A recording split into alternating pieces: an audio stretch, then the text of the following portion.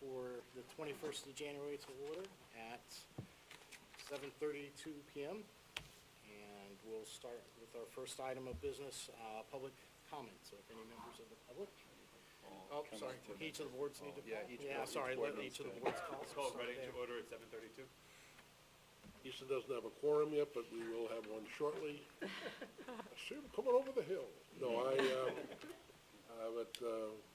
we will be able to call ourselves to order shortly, so move on to. Called to order as well. All right, now to public comment. So any members of the public, please come up to the podium, say your name loudly and clearly. Hi, my name is Annie Evans. How are you? Can you hear me? May I hand these out? I have some things to hand out to the group. Is that okay? Yes. So take one and pass it on just like you do at school. What I have here is two articles from the New York Times. I've been here before. My name is Annie Evans, 77 Topstone Road, right across from the park. The two articles from the New York Times. One talks about the need for teenagers to have sleep and the facts that are kind of coming in that if teenagers lack sleep, they start to do drugs sooner. They start taking Adderall. They start taking things to keep themselves awake because they're getting 6 hours, 5 hours of sleep. The other article talks about how California, knowing this information, has mandated that all school starts at 8:30.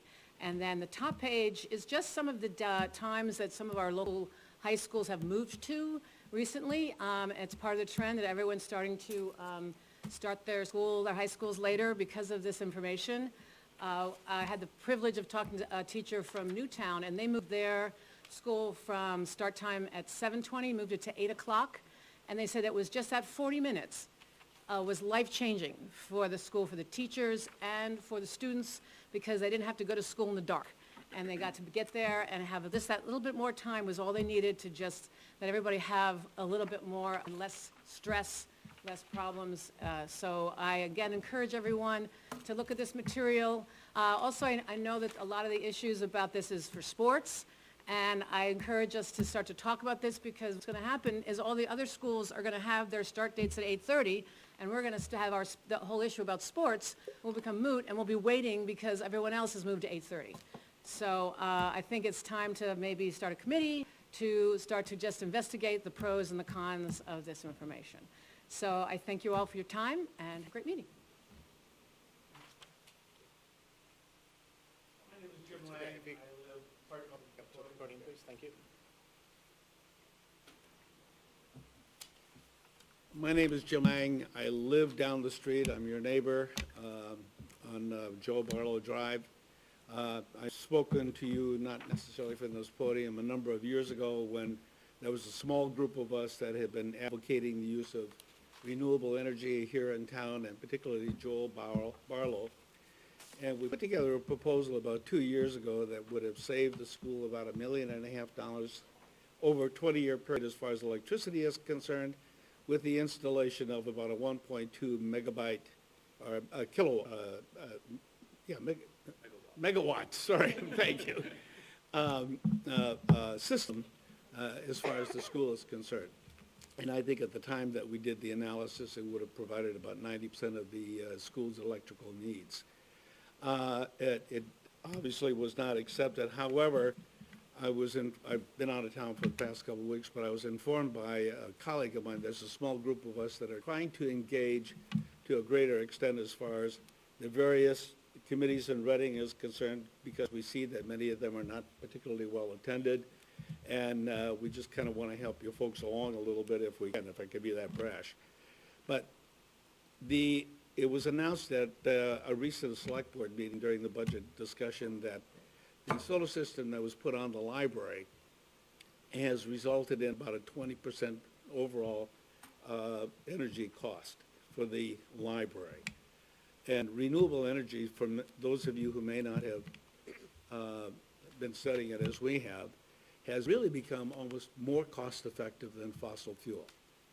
And so I think what we're advocating, the small group that I'm a part of, is we're advocating that you folks, again, reconsider renewable energy, solar, possibly for Joel Barlow, and we would have to investigate what that would mean as far as the school is concerned in terms of overall cost savings, because things have changed.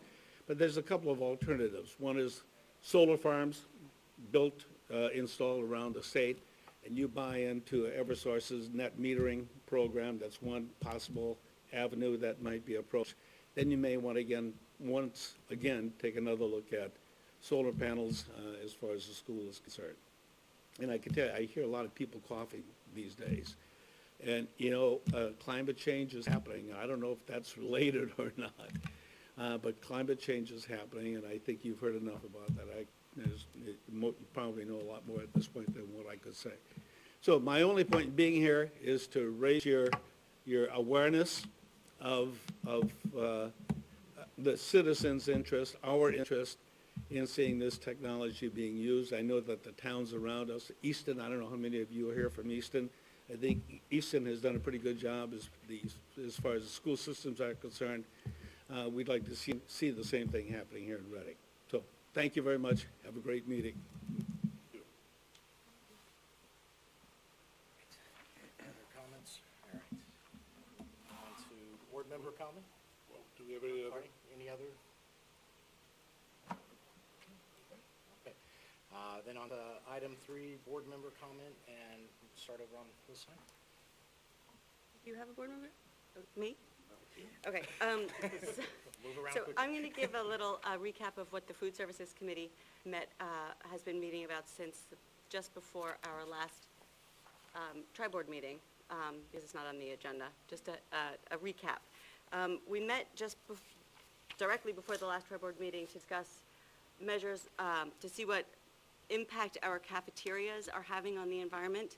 So we went to our respective cafeterias, and we were all sort of surprised at the amount of single-use plastics that are being used in the cafeterias. So Scott met with Chartwells to discuss ways we might reduce this waste, and we were presented with several options. One would be to purchase dishwashers, so we could reuse silverware and trays, things like that, but the dishwashers are expensive. The maintenance on the dishwashers is expensive.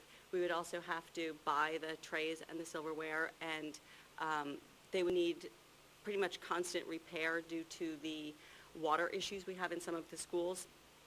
We also talked about reconfiguring the food service areas so that individual portions could be given out at the point of service rather than pre-packaged in plastic cups and lids, which is how it does now. If a kid wants cucumbers, they're in a plastic cup with a plastic lid on it. That would involve an architect and a construction project. The other option that we have is to take the lead from some other schools in the area and look at composting. Wilton has an extensive composting program. Westport has started a composting program, but what that involves is a green team within the schools. It's not something that the boards can force on the schools. There has to be a team in place in the school that wants to roll this out. There's training and grants available for this sort of thing, and then the board could support these measures with funding for the compost removal or the additional cost of compostable utensils and that sort of thing. So that's where we're heading right now, is to meet with the administrators. It's my personal opinion that it would be easiest to start with an elementary school. And I'm going to go down to Westport and see how Greens Farms Elementary started their program, which is really successful. Wilton has a whole day called the Wilton Waste Fair, the third week in March, if anybody is interested. And I want to put this out there: if there's parents who want to head up a green team along with some teachers and administrators, we are ready to do it. There is a composting effort being done at Barlow. Zach Short, who's a senior, his mom used to be on the Easton board. He organizes it with the chemistry teacher, but he's graduating. So we're hoping that he taps the successor. That's. Thank you. I have a comment that's a repeat from the Reading meeting, but I think it's important that I talk about in front of this group here, larger audience. raising awareness. Something that I'm concerned about is the reassessment that's coming in Reading in 2 years. It's coming in Easton, I believe, next year. And, why am I concerned about the reassessment? Because I am pretty darn sure our property values are going to go down, and they might go down a lot, right? And as I said at the meeting last week, this is no problem because the Board of Finance can just, make a motion, change the mill rate, we get the same amount of tax, problem solved, right? It's easy. But the issue here is that the ratio, the amount of property tax that we already pay compared to our property values, I think is already high. And it's not just me. There are people from outside our town that feel that way, including prospective home buyers. And I can scarcely go a week without hearing a story, one of these horror stories about homes that are selling.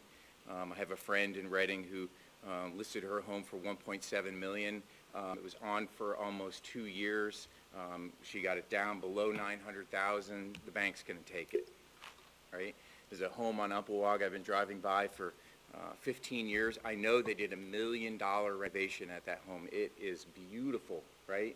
Put it on the market for $2.5 million. It sold for $1.5 million. There are 2 properties on Poverty Hollow. I've been driving by for my entire career, craning my neck to see inside. They're gorgeous. One of them has a 5,800 square foot home on 15 acres. In 2006, it sold for $3 million. And that was kind of a deal when you look at this thing from the outside. Beautiful, right? 15 acres, did I say that? Mm-hmm. Last year, it sold for 1.5, right? Half. 2 doors down from that one, sold for $2.9 million in 2004. Sold for 1.8 last year, right? These are beautiful homes, right? Probably the same thing going on in Easton. And, I think you can imagine what the conversation is like for people that, from the outside looking in, you take a look at the property values here and the amount of tax we pay, and you can imagine that it's high, but I've actually heard what that conversation sounds like. There's a young man in my office, married a few years ago, they just had a baby. Young Logan, they want to do the right thing by young Logan, and when they're buying their first home, they want to buy it in a town that has great schools. Good news, bad news. Good news is their first idea was to buy in Reading. Sorry, guys. They decided to look in Reading first. And now, this gentleman works for me. He doesn't know I'm on the board. He doesn't know what I do after hours, right? But, he just wanted to tell me the story because he knows I live in Reading, and he said we looked at houses in Reading for 5 minutes, and the first 4 minutes we were elated that you could get such a great home for the value there. And then we saw the amount of property tax you pay, and he said, quote, "You people are crazy," right? So that's now. What's going to happen 2 years from now, right? When our grand list comes way down in our property taxes these next 2 years, if they keep going up, what looks crazy now is going to be a real problem in a few years. So why talk about this now like, geez, Mike, spend 5 minutes talking about this. We have 2 years before we have to worry about that. No? I think, there's work that needs to be done now, right, in these next 2 budgets, but especially this one right now, so that we can be ready when that is inevitable, in my opinion, that the grand list is going to come way down. So we need to do what we can now to economize, to mitigate that potential issue in the future. And what made me think that I need to speak about this is I'm hearing stories on the Reading side. We've got a windfall coming, right? You guys know about this windfall. Yes, thank you. The windfall is that, due to a demographic shift in the number of students at Joel Barlow, and this sounds like that card that you pick up on the Monopoly board, right? And it's like, due to a demographic change, Easton is going to pick up $700,000 more of the bill next year, right? And all of a sudden, there are a lot of ideas in Reading about how can we spend that $700,000, right? And I'm saying, my goodness, we don't need to be spending that. We need to be, taking that and then going one step further. And, even on Region 9, that declining enrollment that's worked its way all the way through 9 grades in the lower schools is now coming through Region 9. In the lower schools, I don't think we reacted fast enough to that, but we've been watching it coming for 9 years, right? And here it is, guys, it's arrived. It's at your doorstep. I think if we react now soon enough, maybe we can mitigate some of that issue that we're going to see 2 years down the road at reevaluation or reassessment time. So I'm thinking about that now. It's coloring my thoughts in this coming up budget process, and maybe it will yours too. Thanks. We'll call these two doors. I'll call your board to order. I can now. Yeah, okay. I'd like to call the Easton Board of Education to order at 7:47. I was just going to welcome the new members of all three boards to the fun that is the unique pleasure of a tri-board meeting. On around. It's along the same positive vein. Want to welcome Gretchen to her first tri-board meeting. Gretchen is just joining us now at this election cycle, has a background in education, staunch supporter of our schools, and, just fifth grader or 10th grader, and has been especially vocal about supporting programs at the middle school, and we're just really thrilled to have her. John's been with us a little bit, but it's his first let's debate the central office budget tri-board meeting, so. Excited. And I was hoping Karen was going to be here. I'm thrilled that she's joined us as well. She's the founder of the Easton Learning Foundation, longtime Easton resident, and a very forward-thinking individual, active in local politics. I think she's going to be a conversation. And a personal welcome to my lifelong friend, Juliet. We literally have known each other our entire lives, as our moms were together in the house. Our birthdays are a week apart. But Juliet is she can accomplish more in an hour than I can in a week. She's a microbiologist and a certified biology, physics, and chemistry teacher, and also a supporter of the Senior Center in Easton, and I think, again, also and going to be an excellent addition to the conversation. So thrilled that all of these new faces here. And just a quick, I'm going to miss Chris Hawker so much. I wish I'll have to reach out to him personally, but he has always welcomed me, made me feel that my participation and comments were valuable, and I think he was just a gentleman through and through, and he always elevated the conversation and reminded us to be thoughtful and civil and positive in our debate. I wonder about, I know we don't have the committee updates on the agenda. I wonder if Chris, should we give an update on the policy, or is everybody up to speed? I know my board's up to speed. We can talk about it in the context of Our the guys are committees, too. I think might make sense. Yeah, okay. I think that's going to be part of the conversation. All set? All right, I'll say welcome our new members. Thank you for coming. And again, experiencing this, and thank you for the older board members coming back and doing this again. It's always a fun process. More experience, board. More experience, yes. Seasoned.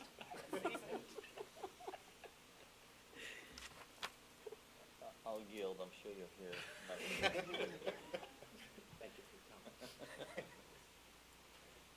Anything else for now? Yeah. All right, very good. Then we'll move on to item 4A, review of joint committees.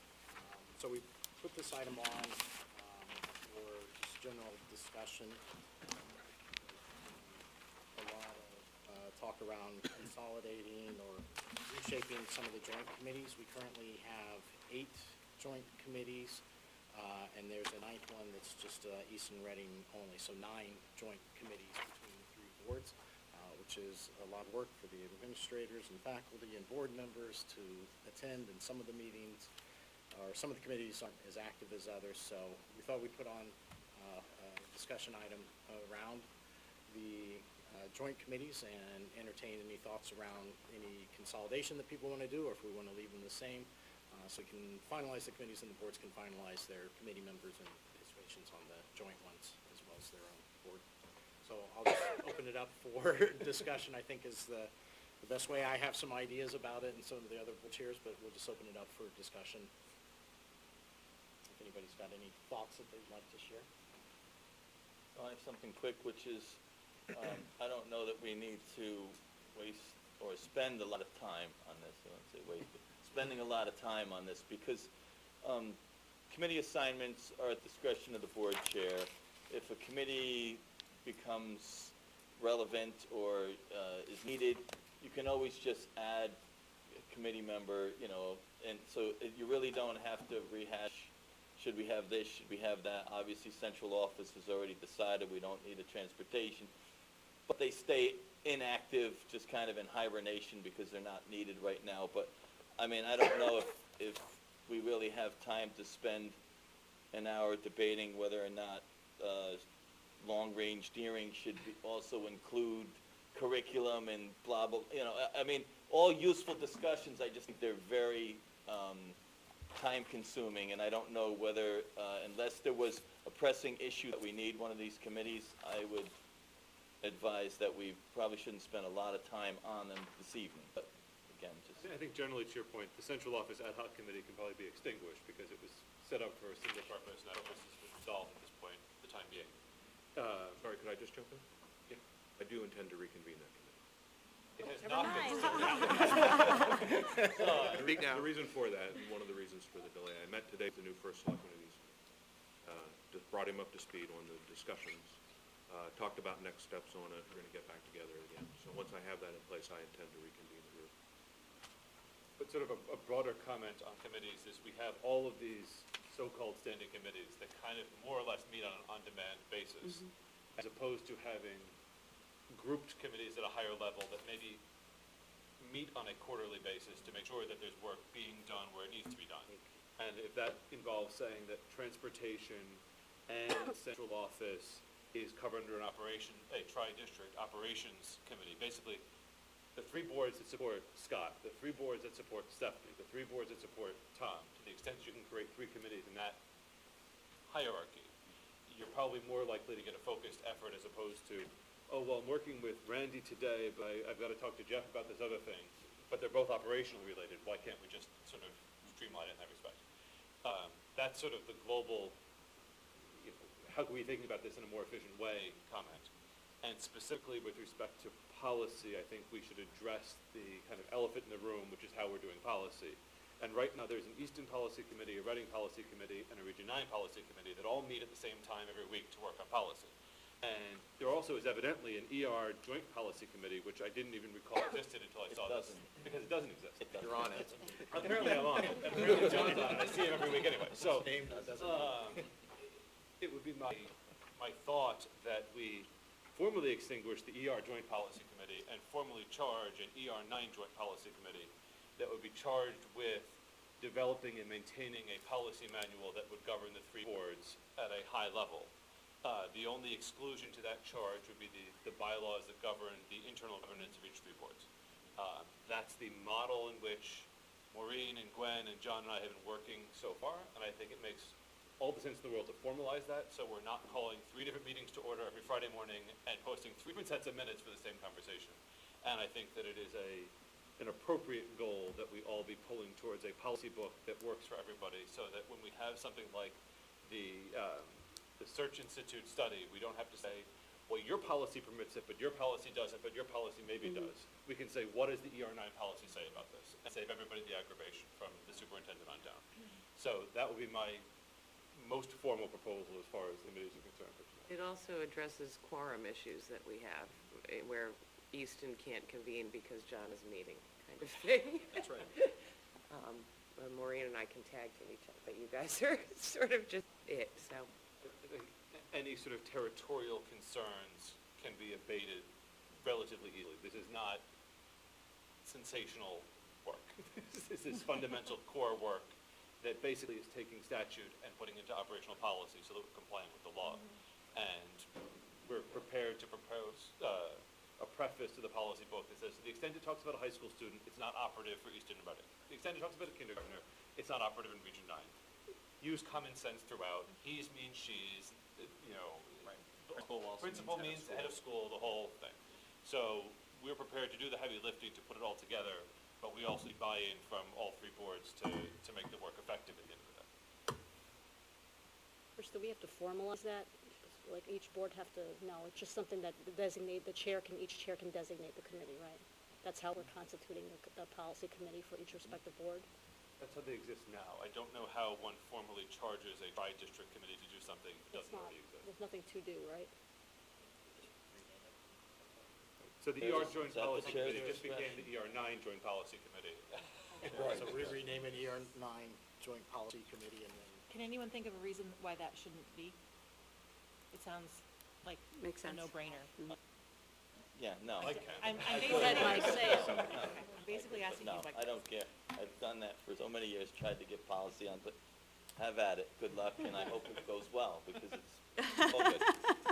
But I will comment generally that the work that we've done has been enormously productive, in part because we've been using the Google platform to meet on a regular basis. On Friday mornings, we all dial in, we all see each other from wherever we are. We share the document, we work through it, and at the end of an hour, we say, we'll see you next week, and we keep going. If we all had to drive to central office at 7:30 to sit around a table, we would be 20% as productive. So to the extent other committees are trying to get stuff done, I would encourage you to consider that as a FOI compliant format. is there any reason why we can't group Scott? Scott? Is there any reason why we can't group ER9 committees into an operations kind of committee? Well, if I look at the ones here that would be relevant, and keep me honest, I think it's food service, health insurance, and transportation in the ad hoc central office committee. I think in my experience, while they're broadly operational, the topics are sufficiently different that it wouldn't be uncommon for us to spend a good solid deep hour on health insurance, for example, with our third-party advisors present for the conversation. Now, I guess arguably we could have a standard operational committee and then just rotate the topic and focus on a topic at the time. I think the advantage that you were pointing out, Chris, was that it would be a standing roster, so to speak, of the same individuals, and so get some finality, consistency from that standpoint. I'm agnostic on the point, to be honest. I don't think it's a huge win in one direction or a huge loss in the other direction. My experience with these is transportation met very heavily for a period of a year or so while we worked our way through that process, but really doesn't have a strong need to. Now, health insurance will meet periodically, typically around major checkpoints with our health providers, but typically not more frequently than once a year. Food service, we do meet more frequently. We meet a minimum of twice a year, and then we're currently working through some things, so we're meeting a little bit more frequently. So it's a long way of saying either way is good with me. What you want? I think it falls down to sort of the preference of board members as to how they want their time divided and whether they feel more comfortable saying, I'm doing all the operational work, or I'm divided between a couple different things. Well, I think following up on what Scott is, who member of transportation is really intense for a long time. And as a member of the transportation committee, while I was deep in that, I wouldn't have wanted to be hopping onto health insurance and food service at the same, during that period. It becomes a lot, when you're involved in that particular period. I also don't know if it's necessarily the same skill set for food service stuff. You might have a lot more sort of boots on the ground thing, like the stuff Heather's talking about, whereas health insurance, you're crunching a lot of numbers. It's sort of different. You may have people with different interests, even though they're both operational. But I could just resign from transportation. I did attend a wellness meeting, just one, and I wasn't on the committee. I just attended because a member of the public gave me comment. I was curious, so I attended that meeting. It seemed in that, at least in the context of that one meeting, wellness, we did talk a lot about Chartwells and food service, so I'd be interested in the people who are serving on the food service and or wellness, if there is any overlap, and does it make sense, particularly because those tend to meet during the day. I'm on the food services Yeah. committee, and I just found out that they talk about food a lot at the wellness committee. That was my next comment. There needs to be some overlap. Yeah. But I mean, I think that, Stephanie, the wellness committee is a creature of statute. It is. By statute, it meets 3 times a year. It needs to include students, members of the public, board members, of course, the nurse, the dietitian from Chartwell's, and yes, we absolutely talk about food in the wellness committee with respect to nutrition, with respect to sampling the menu, which we do every year, giving feedback to the representatives from Chartwell's. We never talk about the contract with Chartwell's. We never talk about anything operational. It is really about how the wellness policy is being implemented in the 3 districts. And it includes input from the kids as well, so that's useful. So it sounds like, I'll just say, so having the contract with Chartwell's discussion in that meeting with wellness may be a bit awkward or inappropriate. I don't think it would be appropriate, frankly, especially because there are students present. I have participated in the food service committee in the past, at the time when we went out to bid and we were looking at 3 different vendors. So I think I was sort of the crossover between the 2 committees. I think it would be helpful for us if there was feedback about the food that we know it also on the food service committee, right? You're allowed to serve on both. You're allowed to serve on both, yeah. Duly noted. I think the chunk of the info that we get on the wellness committee about the food, like feedback about food, Yeah. I think you guys get too. You guys were talking about the survey and. Yeah, we talked more about the contract and the pricing and all of that on food service committee, yeah. Probably one has Yelp. Yeah, Yelp reviews. Midland too, yeah. Uber Eats. We lost one of our stars, yeah. I do have one comment on something that's not listed here, and that's curriculum. So, which is, other than the, actually, it's more important than the budget, in my opinion.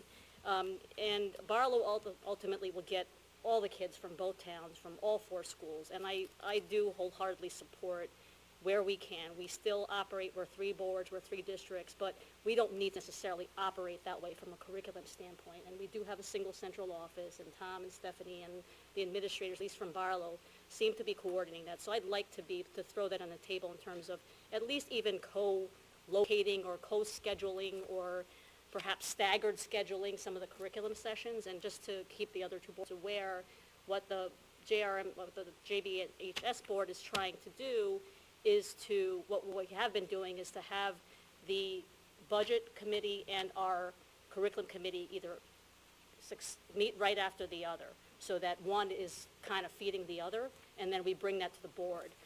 Where we can, particularly when we talk a lot about, okay, what kids are we getting from special ed, or, you know, one school has Latin, the other doesn't, or, you know, what's in the curriculum, or do we teach math the same way in Easton versus Reading? That ultimately becomes something that Barlow has to address. So I think if that can be addressed perhaps through some kind of joint curriculum effort, and, you know, just open up that to the group, and again, you know, since we have to have a quorum for each committee or whatever, we maybe just schedule them at the same time. Right, so tomorrow I will be holding a joint meeting of all 3 districts' curriculum committees at the same time. And for Easton and Reading, we frequently meet together because they share a common curriculum, pre-K through 8. To the extent that a topic might involve all 3 districts, we can convene all 3 groups. We also need to keep in mind that's a very large group. Sort of 2 comments come from that. One is whether or not it makes sense for the Region 9, somebody on the Region 9 curriculum committee to be the designee, to be looped in whenever there's a meeting of the other 2, so that they can attend and observe and bring information back. And I forget what the other point was. Yeah, I mean, it's something that, you know, really, it's probably can to Stephanie's point, something could just schedule if there's something relevant as the schools send kids to Barlow, then we could address it that way. You can't formally join them because they're also creatures of statute a little bit. So maybe a steering committee that meets less frequently, so that everyone, if that's what you're looking for, that sort of free exchange of information, so that you're not getting into the nitty-gritty of the 3rd grade math curriculum, but a higher level what's coming conversation.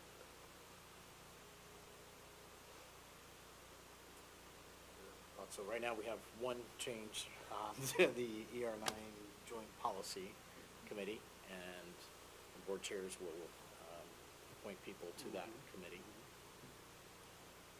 The other comment would be that we should start thinking about whether or not we're going to create a start times committee, and when that would fall as far as between items in the budget, approval of budget, finances, and what that committee would look like, and whether there's sort of a will to do that.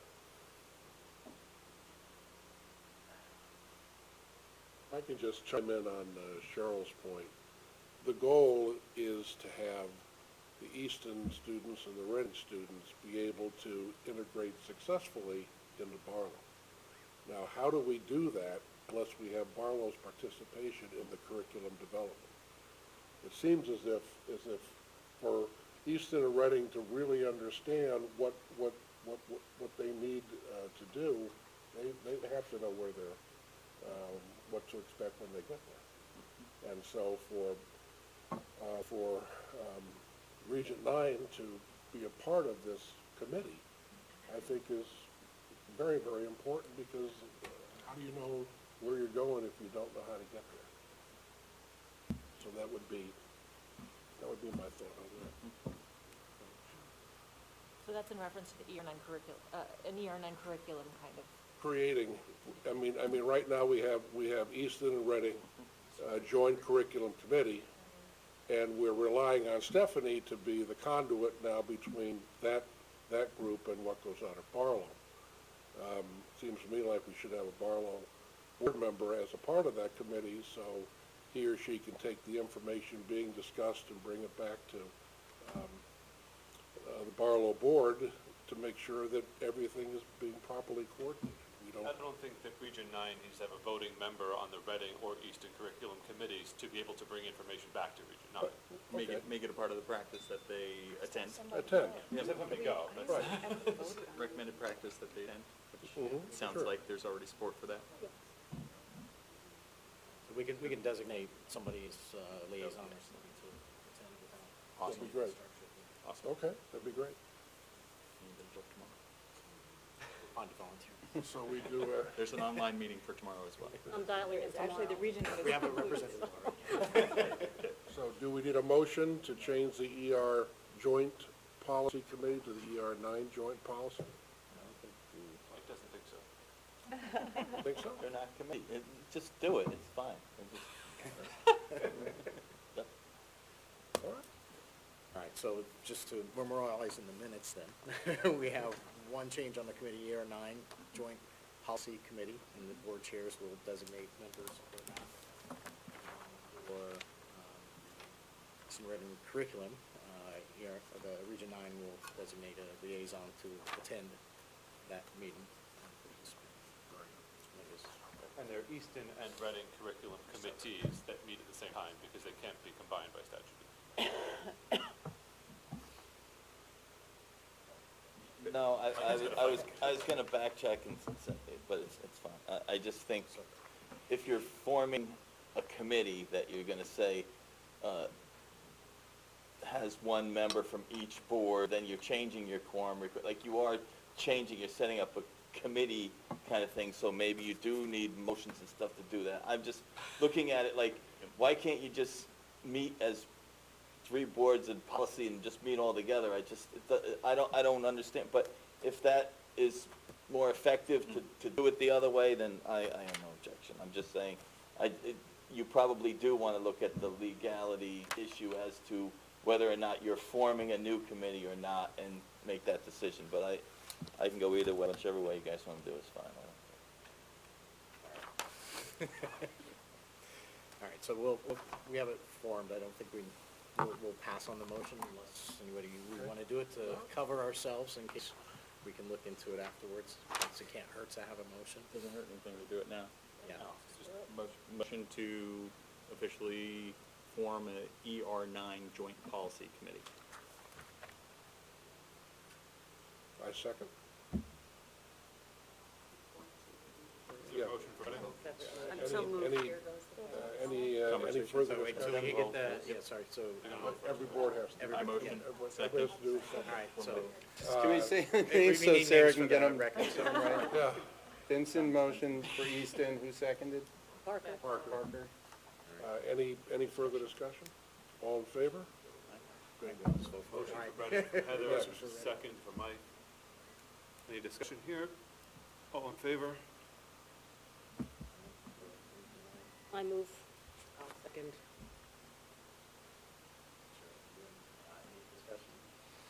All in favor?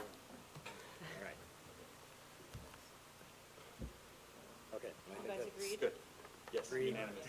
And then appointing, or putting somebody as a designator or liaison, I don't think we need a motion for that. No, So we'll just that'll be appoint up- that'll somebody be up from to- us that up to you would to- mind chair to do that. As a designated here. All right. I just throw in a quick comment Sure. about the curriculum concerns. I just want us to remember that we have an assistant superintendent of curriculum and instruction who does coordinate the curriculum continuum from K through 8 up through the high school. I just didn't want it to sound as though folks felt like we needed a committee to make sure that that was happening. To just recognize that it is an ongoing process that Stephanie is overseeing and implementing. And as, we're lucky to have her here doing that. It's not something that isn't. All right. Moving on to the next item, item 4B, central office contract review process. So again, with new board members and just trying to clarify the process around the actual contracts and how we review those, as we have negotiating committees within each of the boards. So for purposes of budget discussion, which will happen next, there were some directions proposed for numbers to be included in there. But the actual contracts themselves will need some work on them to update with the actual numbers and any other terms and conditions and so forth. Also, we can get into it in the central office budget, but also discussion around contracts to 3 years as well, which would go back to the negotiating committees. So I think for this item for discussion would be just the proposal on getting clarity on what the process is going to be after we discuss the budget here, and hopefully get agreement on what the numbers are, then moving forward to update the central office contracts that need to be updated, and how those are carried out with the negotiating committees and getting the contract terms updated and so forth. The expectation that all three contracts would come back for ratification here in June, I assume. Yes, correct. So tonight is about the numbers, the substance of the terms of the contract come over the next few months. So it's an open item again for discussion if anybody has other thoughts on how we should do the process before we get into the budget, but that's kind of what we're proposing, is look at the numbers and then send the contracts back to the individual negotiating committees, ratify those, bring the changes back to the board meeting, the next one, and then vote on it. So it's open for discussion. So, yeah, so I have obviously lots to say on this. First, I'll start to say, I'm hopeful that the budget season for Region 9 is going to be thoughtful and productive, and I remain positive on that end. But I do also want to remark that the central office budget, the process, the preparation, the information, everything, has been disappointing. Let me just say it that way.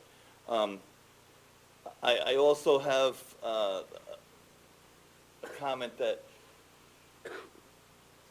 FOIA has these restrictions that 2 or more board members are not supposed to deliberate on board business. That's kind of a FOIA regulation. And so we kind of have a unique 3-board structure going on. So there's some leeway, and there's actually a case to be made for isolated times when a superintendent would like to meet with all 3 board chairs, maybe to just float something by them, or informational purposes, or something like that. And I think that's okay. What I don't think is okay is having a standing negotiating committee and having the 3 board chairs meet with the superintendent and the 3 administrators to negotiate terms and come up with a floating number or a guidance number.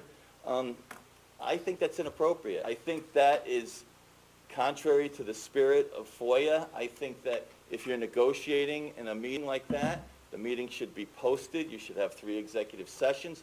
There is no stipulation for a non-meeting with non-collective bargaining employees. It just doesn't exist. And the process to go around the negotiating committee, when that process has been in place for years, and in fact, many of you know, I was chair of Region 9, and the negotiating committee met with the administrators prior to my election as board chair and negotiated that increase for the following year. So it didn't even happen through the chairs in that instance.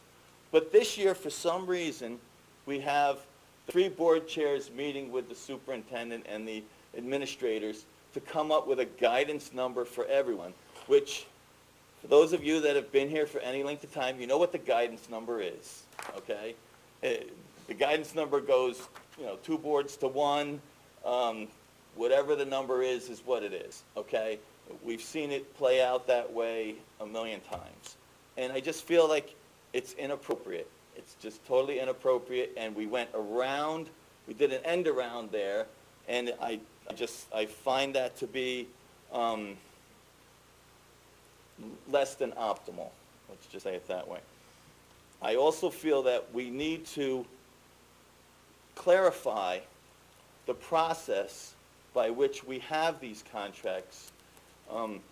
Many of you remember in executive session, we had a discussion relating to the superintendent's contract and how those things are played out and whether or not terms are ancestors or memorialized in the contract.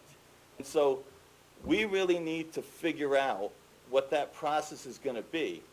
Is there responsibilities by staff members relating to when contracts are expired, when contracts are updated, whether contracts include all compensation that's agreed upon orally, whether contracts are legally approved in public, whether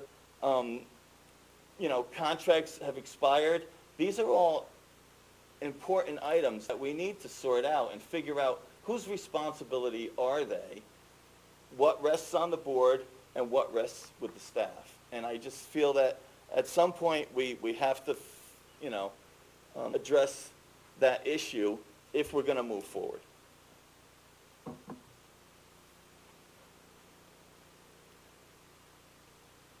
Any other reaction, Okay, so discussion on? how, I hear you, I appreciate the feedback, how? So instead of a negotiating committee, you'd have a contract committee looking at how we define the process of creating all of those things you just listed? The process has been a negotiating committee meets with the... No. I know what's been happening. Your vision, you don't like what's been happening. So what's been happening, where it's been laxed, is that administrators have 3-year contracts. Now, new terms are negotiated each year. Sometimes it's something as simple as a contractual 2% increase, if that was in compensation. All the rest of the terms remain the same, but it's a 2% increase in compensation. In that instance, I think advice of counsel and everything is that you can very easily just put the new compensation amount, have the 3 board chairs initial it, and you have a acceptable contract. However, if you change terms, if you give additional compensation, perks, additional things that are not in the contract, they need to be memorialized in that contract, and they need to be signed by board chairs, and what has happened is that's not happening. And so I'm very perplexed as to how that works legally. Obviously, I can say that maybe we need advice of counsel for how that all works, but I feel like, you know what, we need to do a better job. And I suggested that we address it as a board, but we chose not to. And so I'm just saying, I think moving forward, if you want to move forward for best practice, purposes, I think you have to, at some point, address it. Like, who would the negotiate, you mentioned the difference between the 3 board chairs meeting with the superintendent versus a negotiating committee, so how is the committee composition different than the superintendent and the three chairs? Okay, Who would the additional members of that committee be? So the negotiating committee was comprised of a member from Reading, a member from Easton, and 2 members from Region 9, one from Reading, one from Easton. That gives you an equal representation balance when you're negotiating. When you have 3 board chairs, in this instance, you have 2 from Easton, 1 from Reading. Again, is it a problem? I don't know. It's just not optimal. Let me just say that.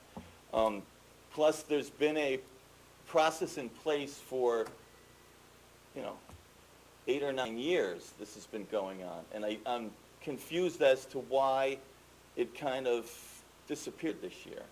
It's like it was like it never happened. So now the negotiating committee has become the review committee. So what's going to happen now is we have something that's already been negotiated, and we'll,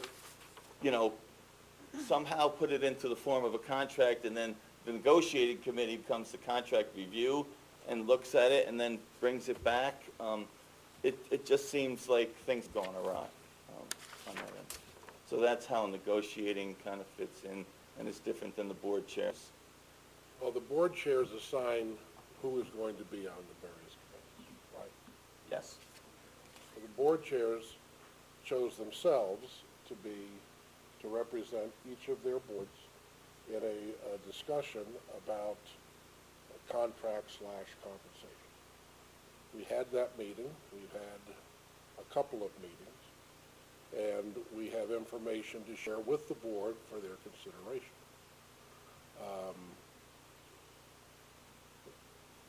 It's really not any more complicated than that.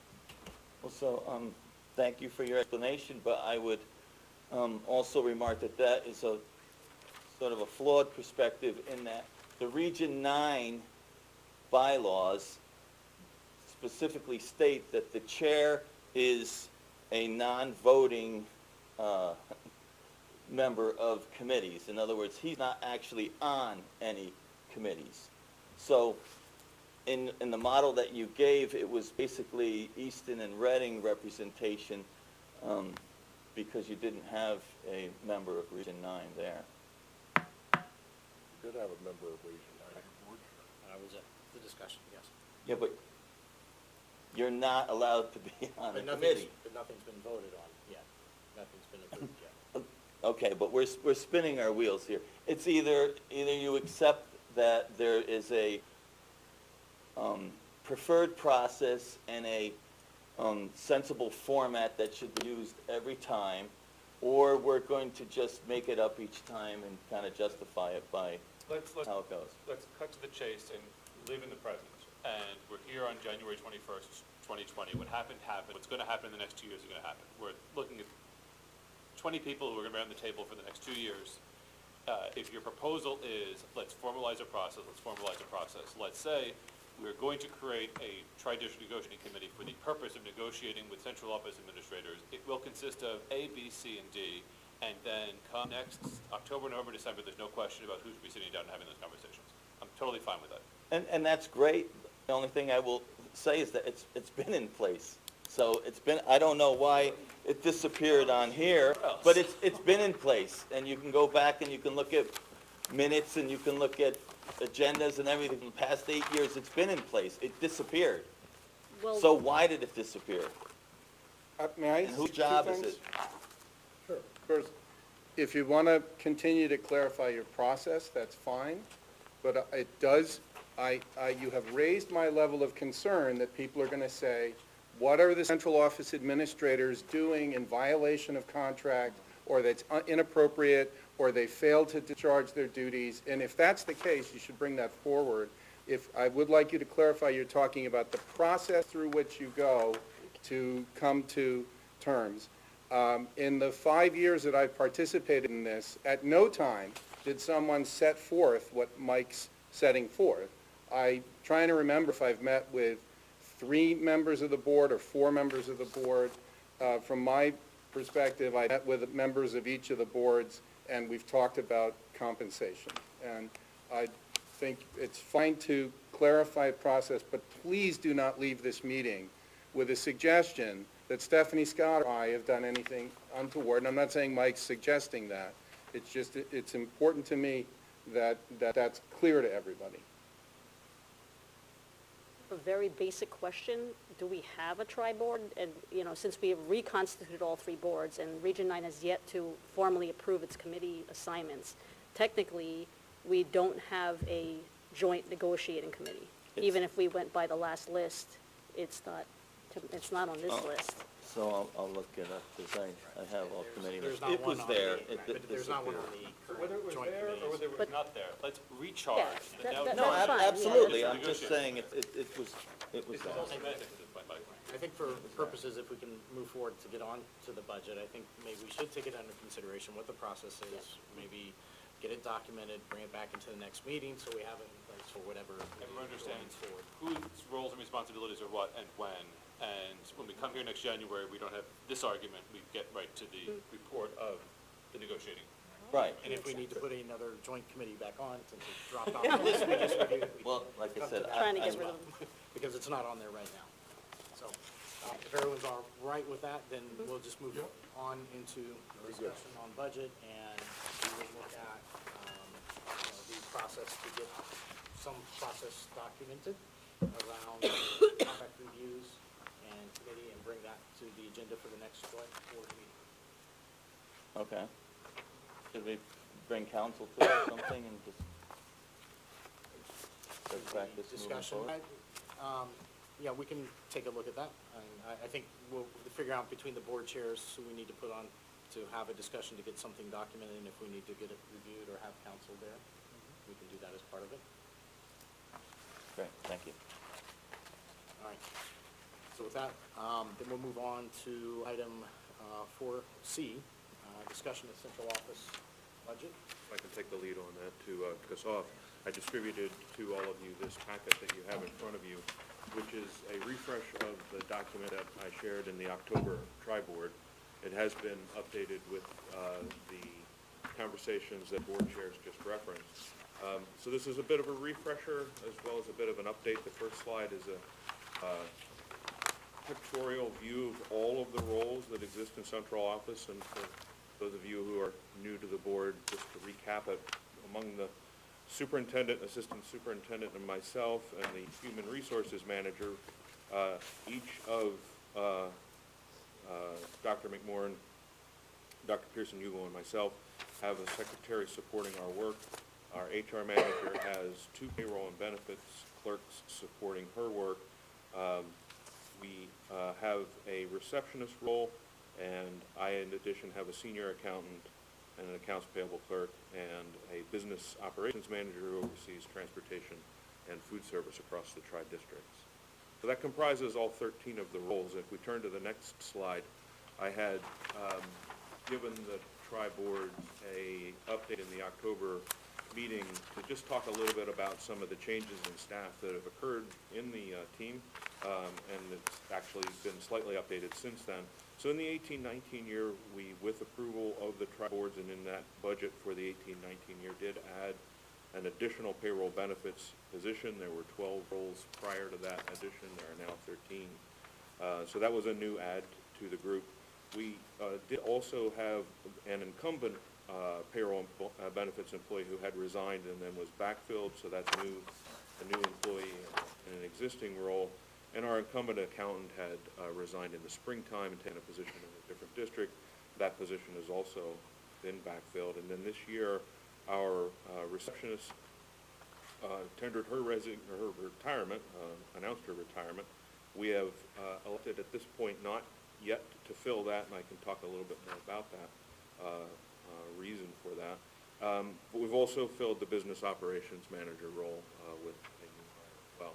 Part of my reason of giving this background is 5 of 13 positions is a material change in a small office. One of 13 positions would be a material change.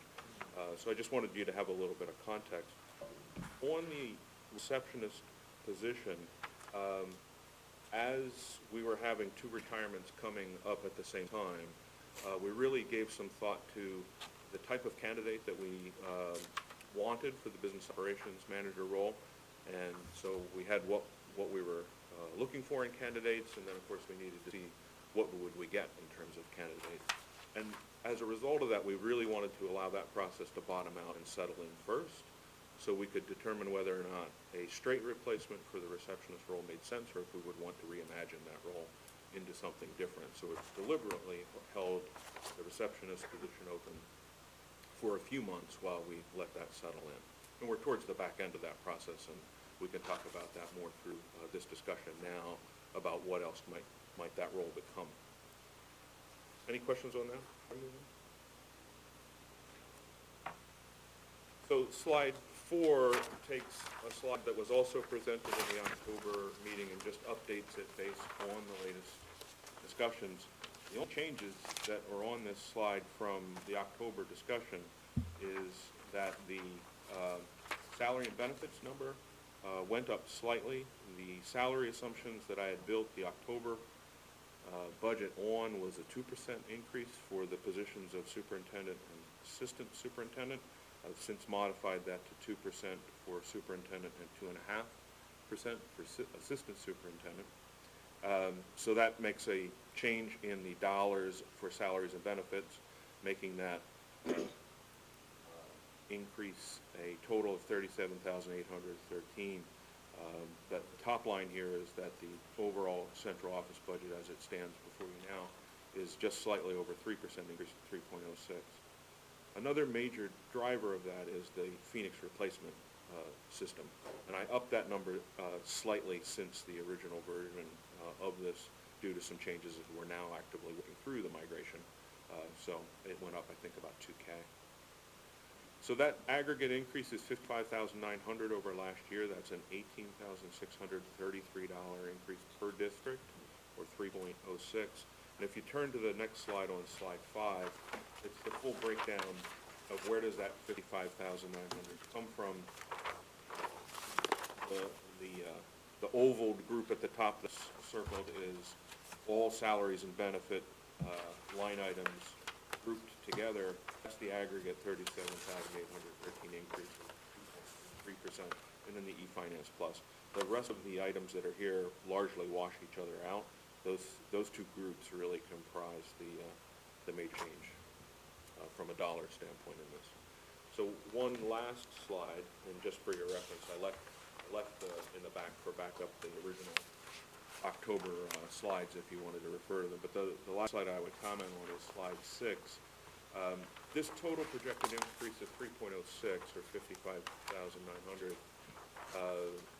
since we are actively underway with deliberations on the Easton and Reading budgets at the moment, those two budgets already have numbers in them for central office, and I use the October information as well as updated things like the change in the E plus Phoenix thing, and I was able to incorporate those into the development of those budgets. As a result, for Easton and Reading, each of those two budgets currently are holding an increase of $17,473 for central office.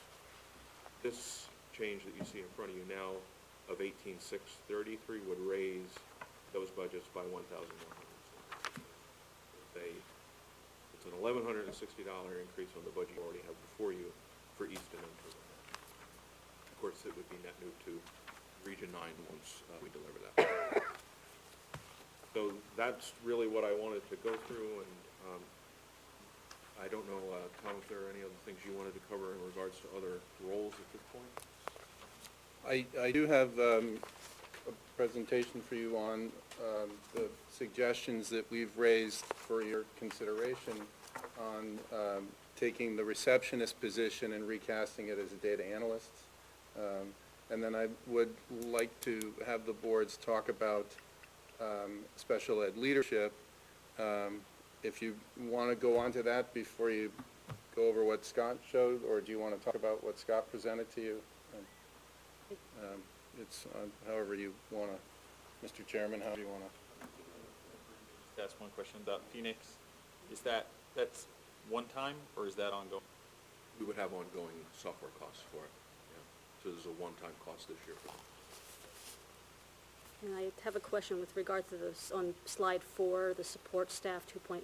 That's just for support, so that, I just want to get a sense of where the increases are by individual relative to all 5 districts. So the teacher contracts are also within line of the 2%, so they're all kind of in range? Or is this support staff just central office support staff? The reference on the bottom of slide 4 specifically refers to the paraeducator contracts in those districts.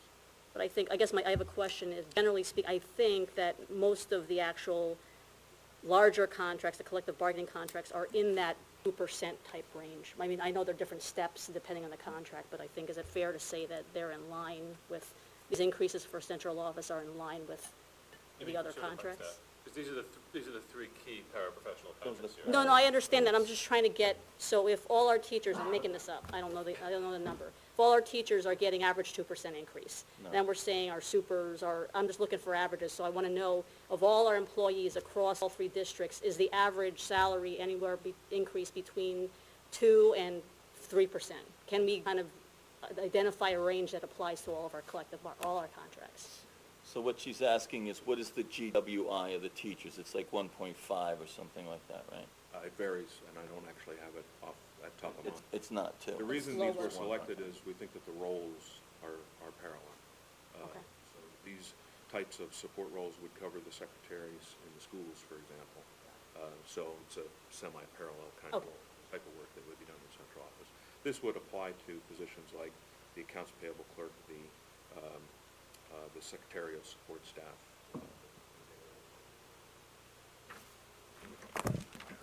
And then I have a process question, so, and just trying to tie this back to our discussion earlier on how the negotiating will happen across all 3 boards. So if the boards approve this proposal today, it could still be changed by each individual board via their budget, correct? No. Or it's locked? Okay, I just wanted to establish that as, I think it was locked from last year, but I wanted to get that out there. Okay, got it, okay. Jenny? Just checking. A question for Tom and Scott. So you were talking about the discussion of these position changes or rethinking some of this leadership. Is that already in this, or would No. that be above and beyond? That'd be in addition to. I'd like to discuss the whole picture, if you want to. Everybody's in favor Yeah. of discussing the whole thing, then maybe go ahead and present the rest of it with the big picture, and then we can go back and dissect components. Okay. I think we have 2 for.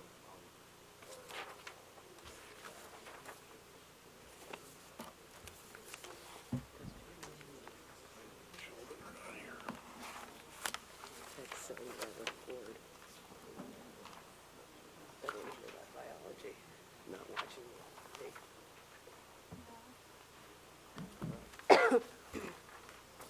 You have, Tom or Scott, a couple more? We can share. yeah, no, there's plenty. You have the other document? I just changed this. All right, I have two things for you to think about. Both of them opportunities related to people coming and going. With the retirement of our receptionist, we've thought about that position. In addition to reception duties, Ms. Hepp was tasked with screening and getting substitutes on board. She did registration and followed up on matters of residency, and she was trained to serve as the backup for transportation when the transportation coordinator wasn't around.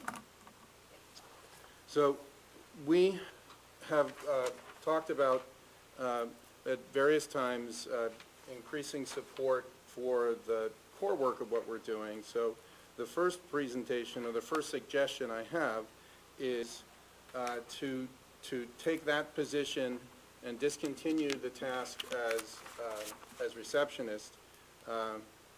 We've distributed the work among among the secretaries, HR, and turn that position into one of a data analyst. And so you see Scott gave a simple kind of job description.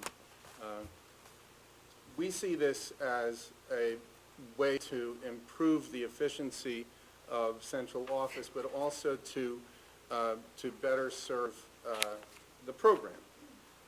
Over the course of a calendar year, we see a person who has capabilities in data analytics could support the assistant superintendent in looking at student performance data. One of our real challenges is getting student performance data back, interpreted, presented to teachers and teams of teachers so they can change their input to change the output. A lot of this work does take place, but it takes place on top of the other tasks that we do as administrators. I was asked by the Reading Board of Finance to show them some comparisons between the Reading School District and regional school district. So I have to go to the state. The state has not an Excel or a spreadsheet or data. They have 7 sheets of data on each school system. So then you get the ones you want to compare. You print them up or you put them together. You collate them. You try to make sense of them. I'm not a trained data analyst. I'm a logical guy who knows how to sort and color code things. For a couple of hours of my time, I come up with an answer to a question that turns into a brief, maybe meaningful, but ultimately fairly time-intensive investment to come back with a talking point that a member of the Reading Board of Ed either accepts or doesn't accept as factual. I'm interested to see the relationships between how our students are performing on next generation science standards and some of the other, try to understand some of the resources available to some of the other districts who also performed well. So from the EdSite state data, I can get the listings of how people performed. Then I often color code DIRG A and DIRG B and other DIRGs. But then I really wanted to look at faculty compensation in relationship to student achievement. That's something that a person actually trained could draw out more than a very broad set of comparisons. So the only folks that actually have data easily available on how other districts compensate their teachers is Shipman and Goodwin, so I have to call in a favor and get them to collate some data and send it to me. And then, what I'm showing you is that there's the lead time is done in my off moments, of which I have none, and excuse me, and then by the time I'm ready to share and pose the data to the high school science department or the administrators at the high school, it's really slowed down my ability to make data-driven, informed decisions.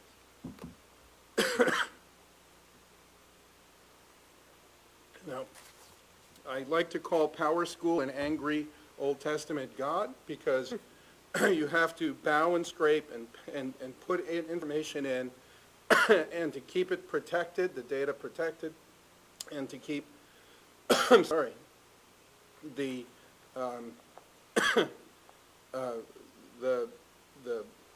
information whole, and to get the information back out, I have to go to our data manager and try to post a question and say, is this what you want? And I'll get a spreadsheet. So I can then take that to a grade level team and say, hey, let's compare how is Easton and Reading performing in middle and in high school algebra. Are there any discernible differences? And there are, but they're not statistically significant as we might think. But there are some anomalies that I can try to feed back to the teachers.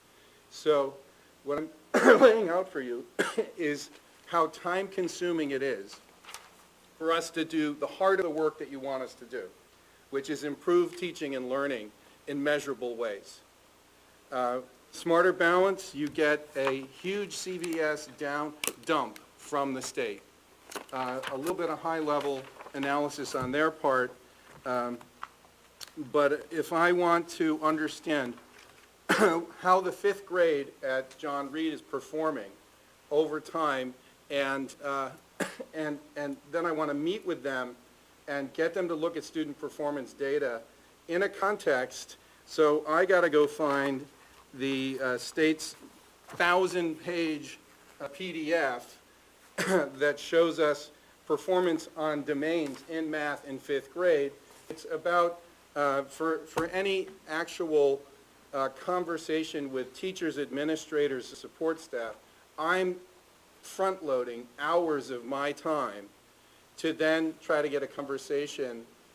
What I want for student performance data, for Stephanie and for me, is to be able to pose this question to someone and take it from they do the back work and then we do the front work. I don't want to get in trouble, but I believe that our students could perform better. Not if we said, let's kick the teachers harder, but if the teachers had at their elbow student performance data that would let them think about the units and the design of their instruction. And what we have is very distant data, and I think that a data analyst would be money well spent. But I also think, to pick up on Mike's comment, we're keenly mindful of the cost of running the school, and I'm always interested to suss out, are there less expensive ways to provide better service? And I think that in operations and finance, there's some work that could be done there. Certainly, we hear from this gentleman all the time how he wants the Region 9 budget process to start earlier so that he can have more time, the Region 9 board can have more time to deliberate on it. And then you say, I'm frustrated, why is it that it works the way it is? Well, you're at capacity in many ways 3 times. So I think that we look at the directors of finance in the reference group and some of the Bs, and we see that the director of finance is supported by a facilities manager, an operations manager, and here we've got Scott, and Scott has a secretary. So we think that this set of skills would support the work of budgeting and looking to see if we are keeping the costs as tight as they possibly can be. We'd also like to do more we're required by law to evaluate every teacher, some of them multiple times a year, and that's a big data set that just hangs out there. We do look at it, but we don't dig into it. So what we want you to think about, and I'm not trying to sell you anything, I'm telling you 2 opportunities. If you don't want to do either one of them, I'm not going to go home and cry. I just think we could be a better service to the 5 schools if we had some of these positions. So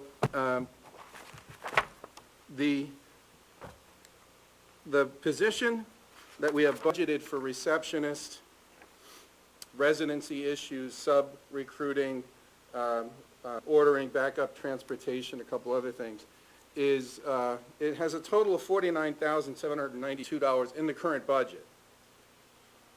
We think we could find a data analyst at $80,000, which is comparable to the business operations manager position. That used to be Laura Ponzio, now it's Oliver Crouch.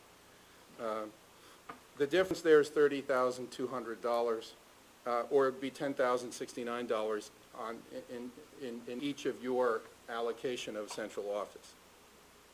So that's consideration number 1. John, you had a question? I'm just wanting to better understand the process of taking the data that the data analyst would collect rather, and getting it to the teacher level and how that process would flow. Yeah. In Reading, you have grade level team leaders and instructional specialists, and we want to put them to tighter work, but with more information. So I asked Dr. Penn a couple of weeks ago, do you discern any difference in the AP level by town? And she doesn't. What I got was what I want the analyst to do. What I got was a spreadsheet. Yeah, go take a look. What I want is them to take a look, and then I want the administrators to be guiding the questions, and then working these back into grade level team meetings, individual teacher questions. We want to develop a capacity where a team of teachers could say, hey, you know, we're not really confident on the fourth grader's capacity to multiply fractions. Could you look down the road for us and tell us how are the ninth graders and 10th graders? Is that an area of concern? And the other way, it would open up, we think, a conversation about measurable student performance. So the people are there. So this directly aligns with our goals, if everyone remembers, about the data-driven decision-making. So philosophically, I hear you, and I'm in support. I'm also, keenly aware of our need to be very financially and fiscally responsible. What would be the limitations for using a consultant in this sort of way? So I have worked in organizations where there was a big push for data, but the existing staff wasn't comfortable with what to do with the data. We're collecting all this data, now what do we do with it?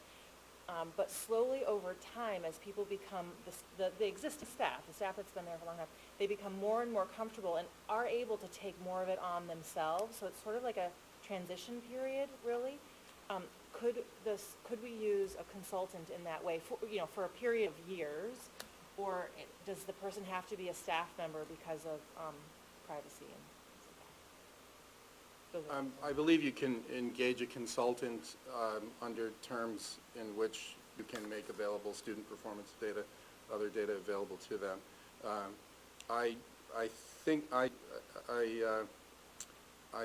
don't think this is about professional development in data analysis. I think it's more about creating a system that you're constantly generating and refining this kind of information, for student performance data, teacher evaluation, budget support, other items. So you have been somewhat allergic to consultants. When we've talked about them, we've said, why do you need that?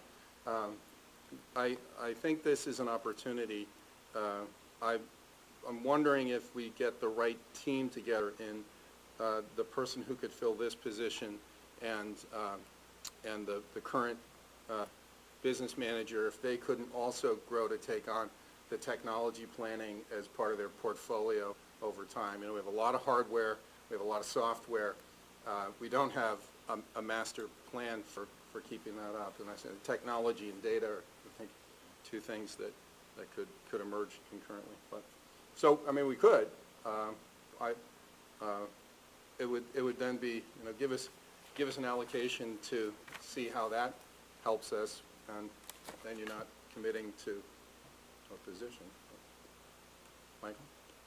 So I just want to better understand the position. So the position is not really a director, so No. to speak. It's a doer. It's Yep. Make me this list, Yeah. generate that list, Right. do this other list.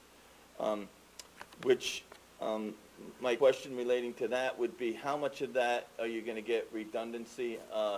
In other words, who are we taking the load off? I would assume now principals, heads of school, assistant principals do the teacher evaluation stuff now. So if you're taking that off, that's a big assistance to them. but you have all this data that you're generating. Are we envisioning this person sitting there all day long generating data lists for you? Or are they answering the phone? Are they doing other things as well? I just want to be careful because, it's not a benefits analyst, but we had one of those that morphed into a different position. And I just want to be sure that what we're talking about is a data person for, and kind of understand who directs the generation of those lists. Can a school principal call and say, generate me this list, and another school, who directs that? Who kind of would manage all that so you don't have competing obligations and a person who's trying to please everyone? Yeah, the person would work at the direction of the central office administrators, and, and we do want to we want to shorten the time between when we make data useful and when we see the impact that it's having. I think there is a full year's worth of work here and kind of in my mind, I think of it in terms of a calendar, that when the student performance data is available, that's the focus. In the budget season, we're seeking support in this process, teacher evaluation. So this wouldn't change the number of sessions that an administrator has to hold in order to get all the teachers at the school evaluated.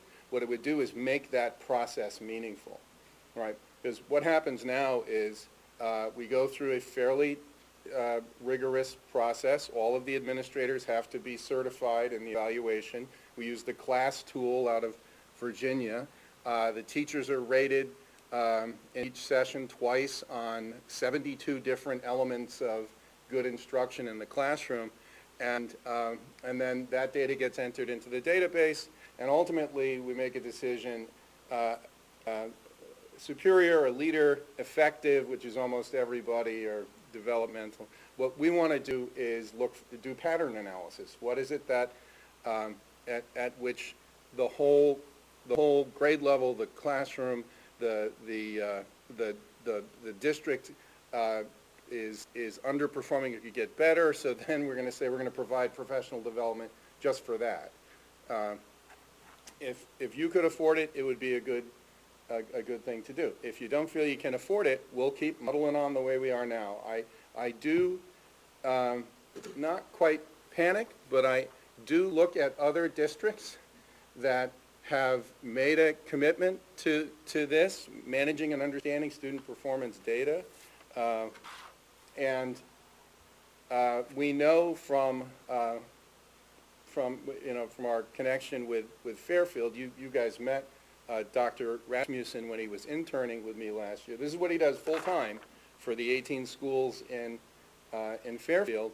And through this agency is seeing significant improvements in the elementary schools there that have embraced, yes, we want to know how we're doing. So, it would, go ahead, Stephanie. So we spend a fair amount of time talking about the standardized measures, but internally among the administrative leadership team, we also consider all of the internal measures. So a part of this data analysis needs to include the comparison with the what we consider the outhouse or big data from the state and College Board assessments, and then also what the students are doing on a day-to-day basis. All of that data could be available, but it is enormously time-consuming for one person to manage that into one database. So currently, my assistant has been working on a new module that's a part of PowerSchool, and it's taken about 5 months just to get the most basic standardized measures uploaded into the system. So if we want to move into phase 2 and begin to get the internal measures in, we're going to be to June by the time she's ready for us to analyze this year. So you can see the difficulty here just because it's a time crunch. When we're talking about the teacher performance data, that's in an entirely different database. That's in ProTrax. So there's really only one person who's very adept at managing that database, and the rest of us have had a number of tutorials, but again, it's extremely time consuming to go in and then try and bring up the right information and then analyze it to get the answer to the question that we're looking for. If one person could be charged with a query who has the technical expertise, could go in and do that legwork and then come back and have a discussion with one of us, and then we could in turn go out to the principals or to a math leadership team or whomever it might be, it would be a tremendous support to the work that we do. And if I could just add a little bit to it as well. So I alluded to this when we started my presentation. I talked about the different roles that we had. So we certainly meet regularly as a leadership team. And as we were having the conversation about, we have the open receptionist position, let's talk about what should we do. Obviously, the most straightforward thing would be to just go hire for the backfill and continue on business as usual. But we really took the opportunity to stop and pause a little bit and think and say, well, what is it that would be helpful to this group, meaning the group in the central office? I think one of the themes that you're hearing is, and it's certainly true for me, a very, very large proportion of the day is taken up with really mandatory transactional things that you need to get done, and they need to get them now. It leaves little time for think time, for that analysis time. So that's where our thoughts continue to evolve towards. I could certainly use it. Stephanie Wolf could certainly use it. Tom Wolf could certainly use it. Somebody who does have the time to do that sort of thoughtful, forward-looking, let me take a look at this and put the numbers together. I think we're going to develop a series of things that become standard. We're doing them every quarter, every year. And then we're going to do a bunch of ad hoc things that continue to build that out. But the theory would be that we start to develop a competency for analysis of information. And we start to feed into that any information because you become adept at it. The next analytical project is probably not as difficult as the first one, which allows that think time to happen by somebody who's right there with us every day and doing the job to enable us to continue moving.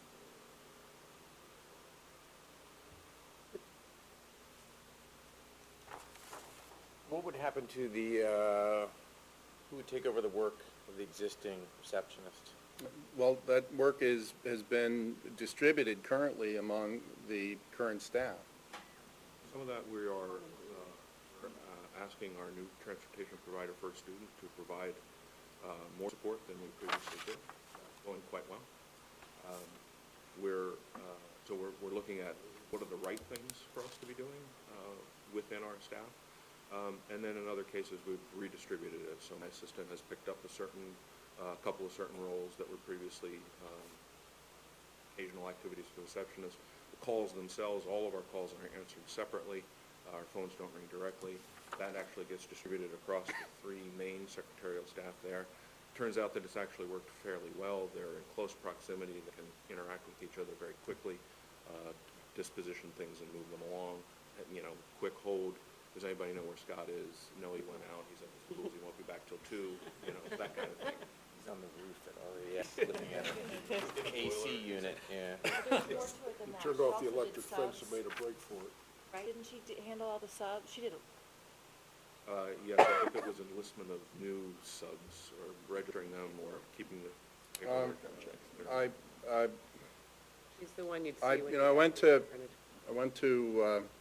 the office yesterday to try to catch up, having lost a day or so last week. I was there for about 4 hours. The human resource manager was there before I got there, and then she stayed after I left because her work ethic's pretty high. She absorbed the sub recruitment. She does that by working hours that other people would object to. The support staff team has come along pretty well. They do distribute tasks, and we get it done. I think that the foot traffic doesn't necessitate having a greeter, but there's work that needs to be done, and we want to focus the work away from, as Scott says, I just testify to this, out of 100% of your day, so much of it is just keeping the lights on, and then you want to say, but how do we move things forward? How do we not simply do this year what we did last year with the same program, with the same skills, with the same curriculum? If the economy were the economy of 1992, it would be phenomenal. But you know that that where the world's heading and where we want our kids to be heading is data enriched, and we want teachers that would be my fondest wish, if a team of teachers, freshman English, you go, I better start with the basics because I'm not sure what the incoming freshmen have, so I'm going to teach them the topic sentence, which someone's been teaching them since 4th grade, or maybe even earlier, Imagine if you had a dashboard of every kid that's coming into you that you're meeting for the first time, and you saw dispositions, what are their strengths, what are their weaknesses, and then you could start to cluster and go, you know what, I actually can just set this whole unit aside and do this instead because of what I already know about. That's our dream. And then the efficiency component of this would be, how do we make the budgets tighter? What are different ways that we could, through analysis, improve the operational part of it? But, so that's suggestion number one. So I'm sitting on my hands a little bit over here because this is what I do all day long, is for my company, help to make sense of massive amounts of data. I run data analyst teams. I help them to create dashboards like what you're describing. Not spending this money is being penny wise, pound foolish. The money that we spend on this is a very well spent small amount of money in the larger sense, and it will end up paying us back tenfold. We'll be able to be more effective. We'll be able to, it's hard for me to see how this is even a discussion, how valuable this is at my company. I don't know how we would do our business without it. There's a huge difference between an English teacher with a spreadsheet and somebody on John's team with data. That's exactly right. And that is exactly I want the right. English teacher running English. program, and I want the data person giving us sufficient data, not, That's right. And the meddling same in thing, English. no offense, Tom, but the visualizations they'll be able to do, that we'll be able to put into the presentations at these meetings, we'll look at them and we'll go, I know exactly what that means the second I see it. No offense. I know. I take no offense. This is what I want for you. Yeah. And so, in our end of the world, we go, well, I'll just try to figure out how to do it myself. That's right. I'll work on that Sunday morning. Right.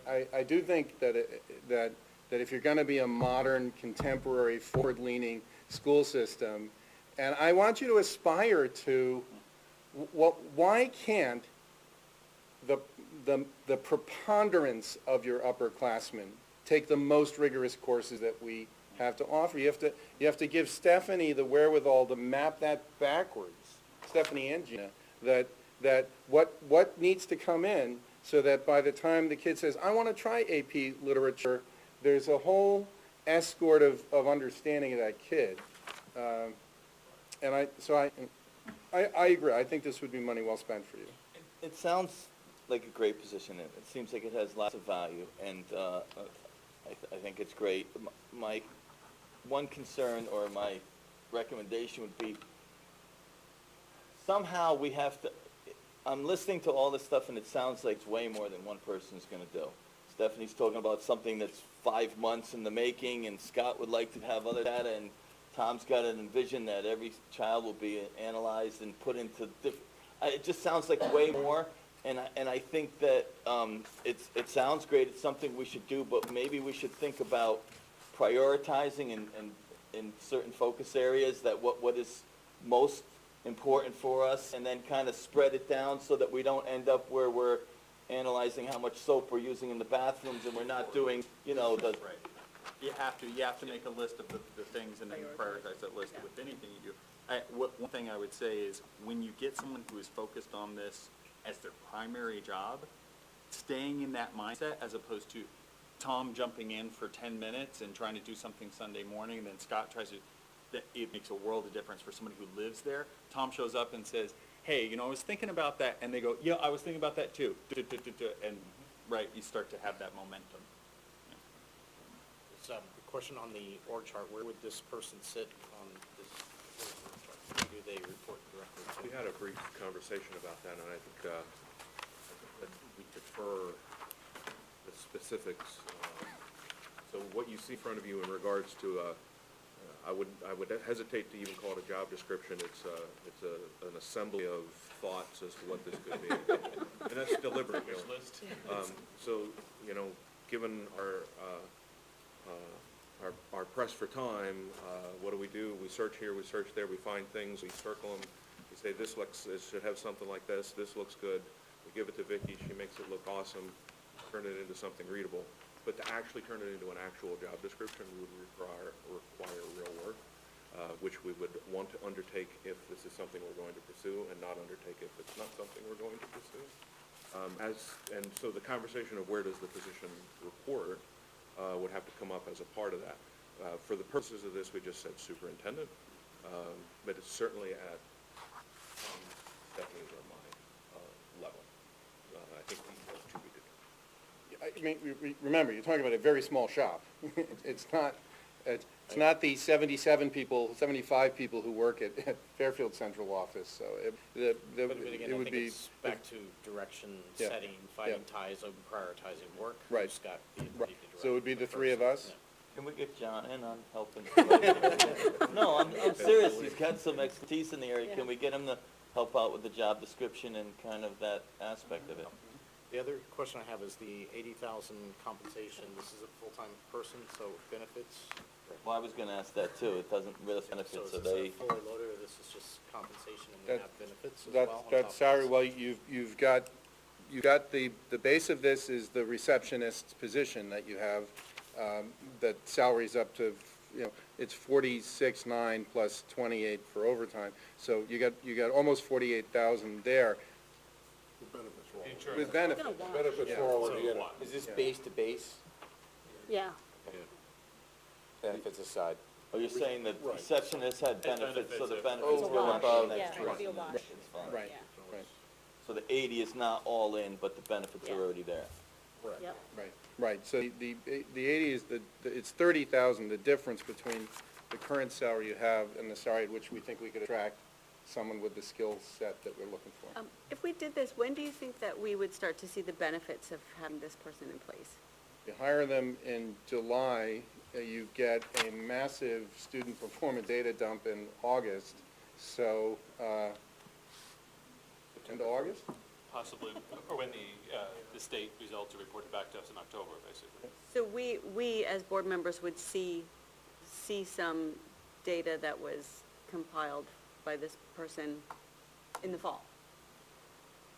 Right, but you'd be enabling the building level principals to start to redefine how they use their group collaborative time, Immediately, pretty much, right? well, as soon as they're back together again, yeah. So would this get plugged, to follow on Heather's question, this would get plugged into the administrators meeting that already happens, right? Because we had that continuous curriculum review in a real-time thing, right? So that data could be applied immediately, it sounds like? Okay. And then can go Well, into so what does a teacher data evals. analyst need? John, I think you need data. I've got treasure troves of this data that, And the tools to do something with it, and Excel takes you a very long way. And then I could imagine a time where they might want Tableau and other more sophisticated data and analytics. And then, last question, I'm sure we've thought about this, but the salary you're suggesting is a realistic salary for that type of person, and you can get someone with the skill sets you would need for that amount of money? we think so. I was looking it up, the salary range is 74 to 95, so I've it's got a for Harvard Easton, grad. and that's specific to Easton, Connecticut, that's not. Okay. What's he doing in July? But, a request, help me understand. Thank you. The best way to, I can remember, just in my short time on the board, meeting with resistance amongst, staff, if I can redirect, staff living in Reading, because they heard about a change at central office. So help me understand the best terminology to use when explaining the business case for this position. Are we giving up a receptionist to have a data analyst? Are we convert, help me understand what is best received. How about this? You are, after I would suggest a very long time, trying to conceive of your central office as a modern contemporary management program that you needed, I guess 35 years ago, you needed to summon people to the central office to do your business. Now, most of you are telecommuting at some point during the day, so I think the answer would be how to modern, effective, and efficient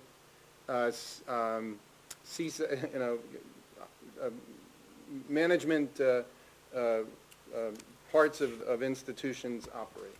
And that would, I think this, but So can the I- word is? It sounds to me like this is, correct me if I'm wrong, that this is a position, there's the absence of a receptionist, but there's the addition of a person who would be working to pour through all this data to help support the teachers, basically, right? well, yeah, sure.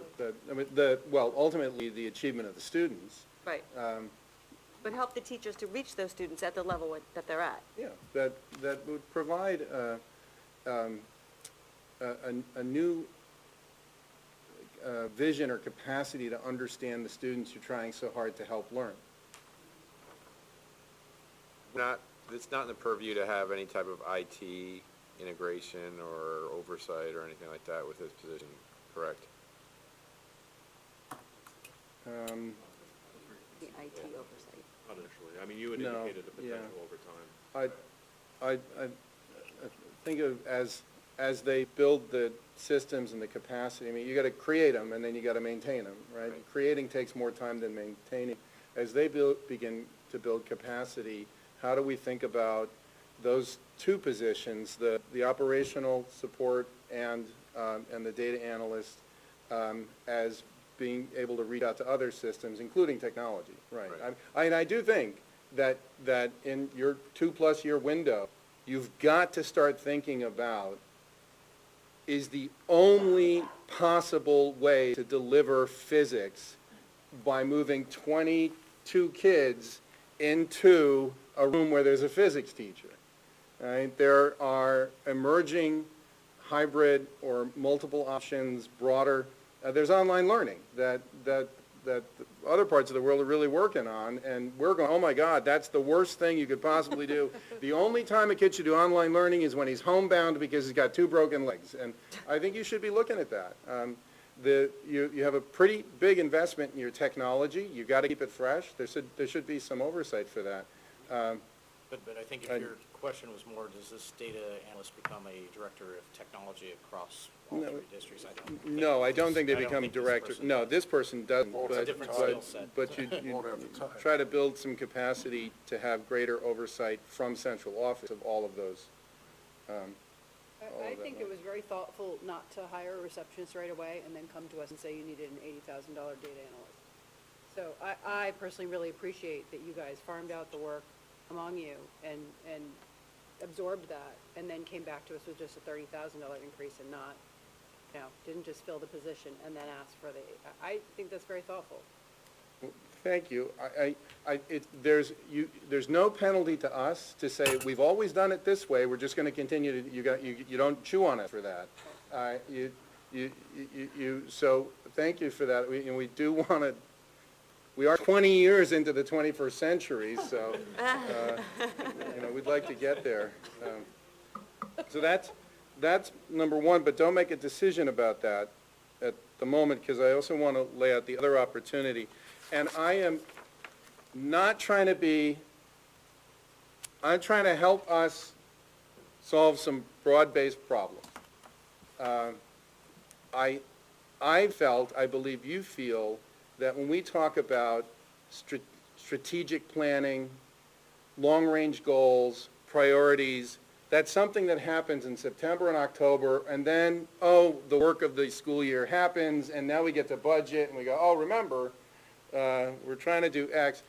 I think this position could help you actually start to tie those together measurably. What are your strategies? What are you trying to, who are you trying to help your kids be?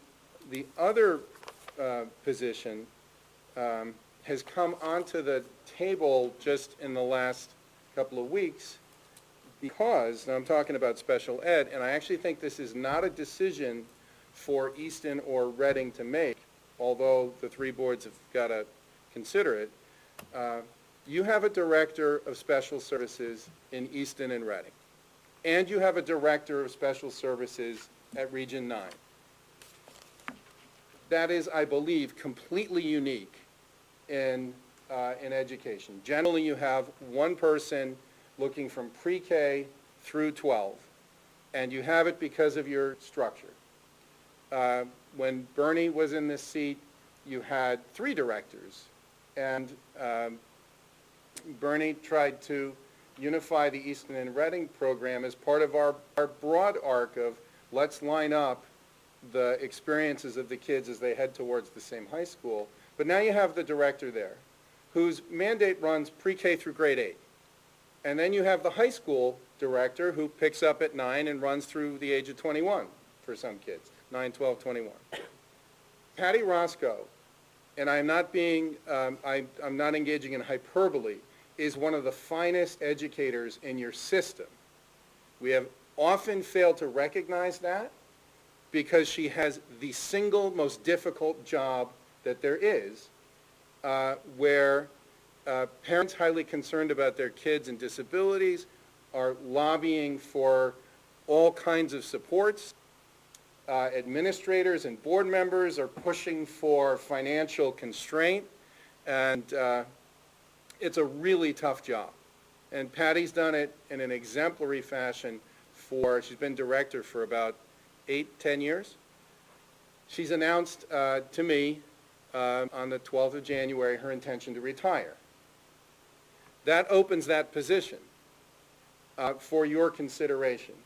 The easiest thing to do is for Region 9 simply to replace that position, and we continue with what you have now. K-8, 9, 12 to 21.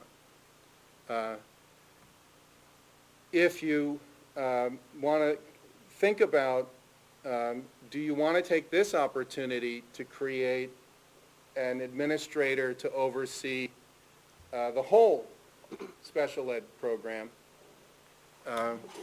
I cannot demonstrate to you, but I believe that that would advance us on the 2 things we're trying to do in special ed, which is ensure that students get free, appropriate public education, appropriate being the key word, at the best, most efficient cost to you. And so therefore, I have some numbers for you to contemplate. You have the current 2 directors, and then in Easton and in Reading you have supervisors. At the high school you have the director and a department chair. The supervisor in Easton at step 5 would earn $143,000 and change. The supervisor in Reading at step 5, $142,000. The current, these are next year's salaries. The negotiated salary for the director of special services at the high school is $147,000. So you can see they're pretty close to each other. The director of special services for Easton and Reading is earning $165,000 this year, which is a fair salary for that job. We want you to think about if you were to raise that position from K-8, pre-K-8 to pre-K-12 and bring it up to the neighborhood of $180,000, it's a total cost increase to you of $15,000. But it would then mean that each of the 3 districts would bear a third of that cost. The high school would need to take the current position of director and turn it into supervisor. So you had a supervisor for each of the 3 districts, all under the direction of what would be an assistant superintendent for pupil personnel. Currently, both Easton and Reading are paying half of that $165,000. You're paying $82,500 each.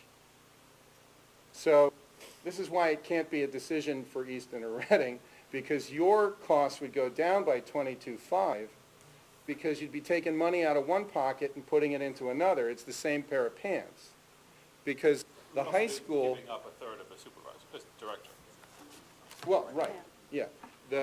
But then high school would have to increase its portion by the whole $60,000 to make it work. The reason I'm bringing this to you now is that it's another way to structurally remain three separate districts, but be more one unified school system. And I think in the experience of kids, I am not complaining about the work of Patty Roscoe. I just told you, I think she's one of the finest educators awesome. there is. That's right. But I wonder if there couldn't be greater efficiencies if the team of people tracking a kid through knew that kid from elementary to middle to high school. And the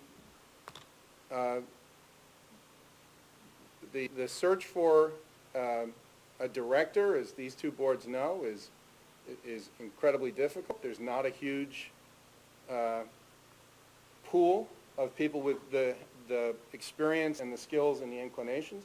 Why isn't there a large pool? Because we are burning through these people in 3 and 4 year chunks. The job is so incredibly difficult that directors don't stick around for 12 years unless you create the environment that lets them. So wherever you look at in the region, you see people searching for directors of special services. I think that's why, to make that position tenable, each of the districts would need a supervisor. I actually further think that the high school would continue to need a department chair, because there's just that much work. So I have 3 things for the Region 9 board to think about. A, you can simply replace the position, we'll conduct a search, we'll find another director of special services, and we'll try to create the conditions where the 2 directors can collaborate more, particularly on advanced planning for the handover. One of the things that this Region 9 board has repeatedly called for is let us know who's coming. Help us understand who's in the pipeline heading towards high school. So that's one thing you could do. The second thing you could do is say, why don't we fill that position with an interim posting for a year to give you a year to think about, do you want to make this K-12 movement? The plus and minus to that is it's even more difficult to find interims. Or do you want to think about, is this the opportunity? And why am I bringing this to you? Because the person holding the job is going to retire. So you have a window that opened up. And that option, though, means that the Barlow budget absorbs, a $60,000 cost that it never had before. So I don't think I have much more to lay out for you. Do we have to agree to give her up a third? Well, yeah, you'd have to agree to that, but they have to first agree to do it. Right, yeah. And so, We're paying for it. Right, right. I feel the pain of having had burned through several directors.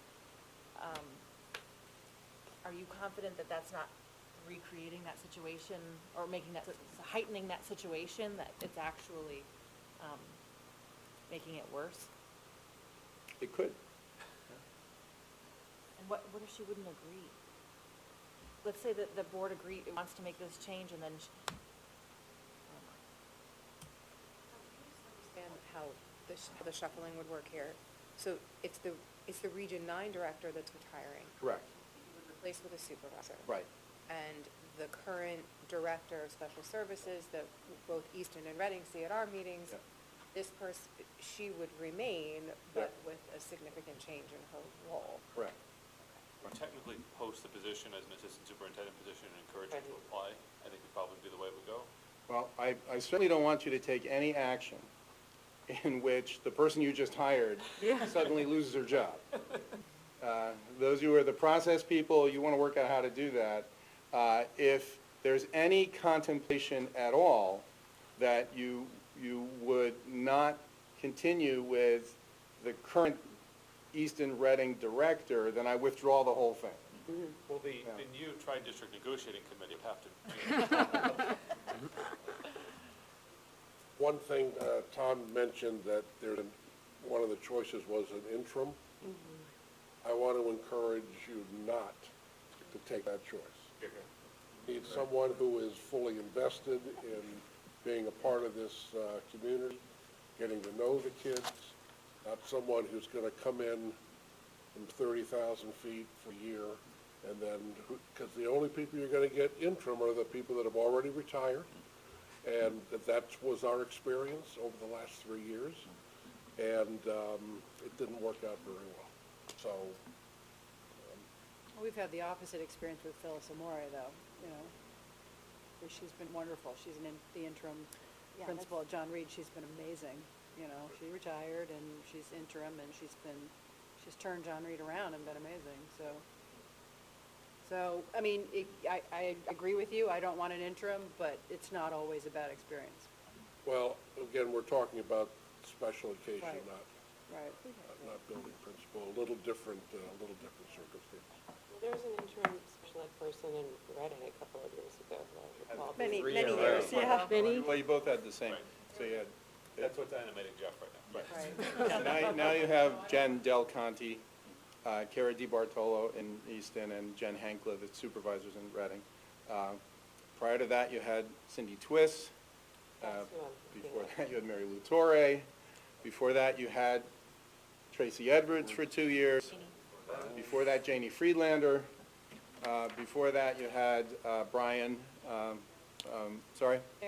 Farrow, and Donna Deckel. Right?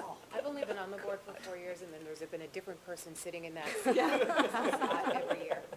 Yeah. I believe that this is not unique to us, that we are taking a human being, giving them an impossible task, under-supporting them in terms of resource and emotion, and then being relieved when they leave us. I mean, it's a formula. So what I'm trying to think through is, how do you set up the situation so that the hand on that tiller is someone who really gets to know your students and can stay in the position, which is why I think if you do that, you need the 3 supervisors. It feels to me like the structure now is almost anachronistic to a time before we had a unified curriculum idea and a unified structure in a lot of different ways. And all 3 districts operated in more of independent fiefdoms. And to the extent we're moving away from that, this is a natural move in that direction, that the window is open, and I think it makes all the sense in the world to have that unifying effect from a continuum of services perspective, from a cost efficiency perspective, because you're eliminating whatever inclinations you have. Well, once this child gets through 8th grade, they're not my problem anymore. They're still your problem all the way through age 21. And I don't mean problem in a negative sense, in a responsibility sense. You know, I don't know what the case against this is, except $60,000 from Region 9. Just so I'm clear on the overall head count, across all of the schools, we're still talking about 4 people? Or are we talking about 5? You're talking about the Still same 4, number of right? people deployed differently. Okay. You had mentioned before that there's also, you think that Barlow needs a department chair and a supervisor You still? currently have a director and the department chair. We tried, and I own this, it was I was trying to save you money, not a bad thing, and we tried to have a director and an instructional leader for special ed. The difference being instructional leaders teach more classes. And what happened was that hoovered the director into the PPT room, the planning and placement team room. She could not escape from an endless series of meetings where, you know, you're manufacturing the IEPs. So how do you oversee and ensure the quality of instruction and meeting all of the legal requirements of your program if you can never get out into it? And so that's where the board allowed us to put in the position of department chair, who also co-teaches but has more time to work on program quality, so. So again, just for clarification purposes, we would then have a supervisor at step 5 in each of the 3 districts, and then an assistant superintendent for personnel over the top of those 3 people.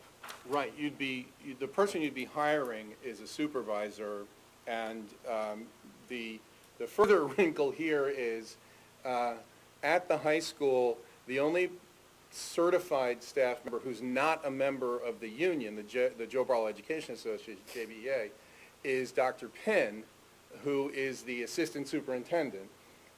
All of the assistant principals, the directors, this director, the department chairs, they all belong to the Teachers Association. So the Region 9 board would have to negotiate with the JBA about, I mean, you can discontinue on your own choice the position of director, and you can create a position called supervisor, but you then have to negotiate that. I'm suggesting that the amount that you've allocated already is pretty close. It's a little bit above step 5 of what the other 2 boards have determined. So you could either seek to come up with 5 steps or negotiate a salary, and then you fill that with a supervisor. Sir? So, I have a comment first, which again is somewhat critical of process, in that in May of 2017, we talked about special ed leadership at a tri-board meeting, or in a memo, I think, from the superintendent. The idea was floated about a K-12 director, and feedback from the board, according to the minutes, was basically that you needed to really get input from all stakeholders, and there was a special ed task force that you were going to commission that was going to do a better job than Dr. Josephsberg's task force did.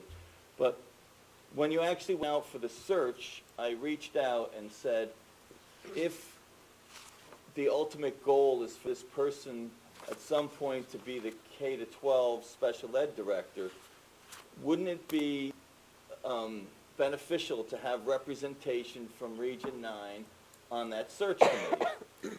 And the response was that this was a different position with different skill sets, and that in the event that we were going to go to that model, you would have to do another search. And so on that end, the process thing, again, maybe I'm a little sensitive to that, but I did encourage inclusion, and there was none, so we are not familiar with the Actually, you person. did have Patty Roscoe sat in on the search for that. A So you Region did have 9 that.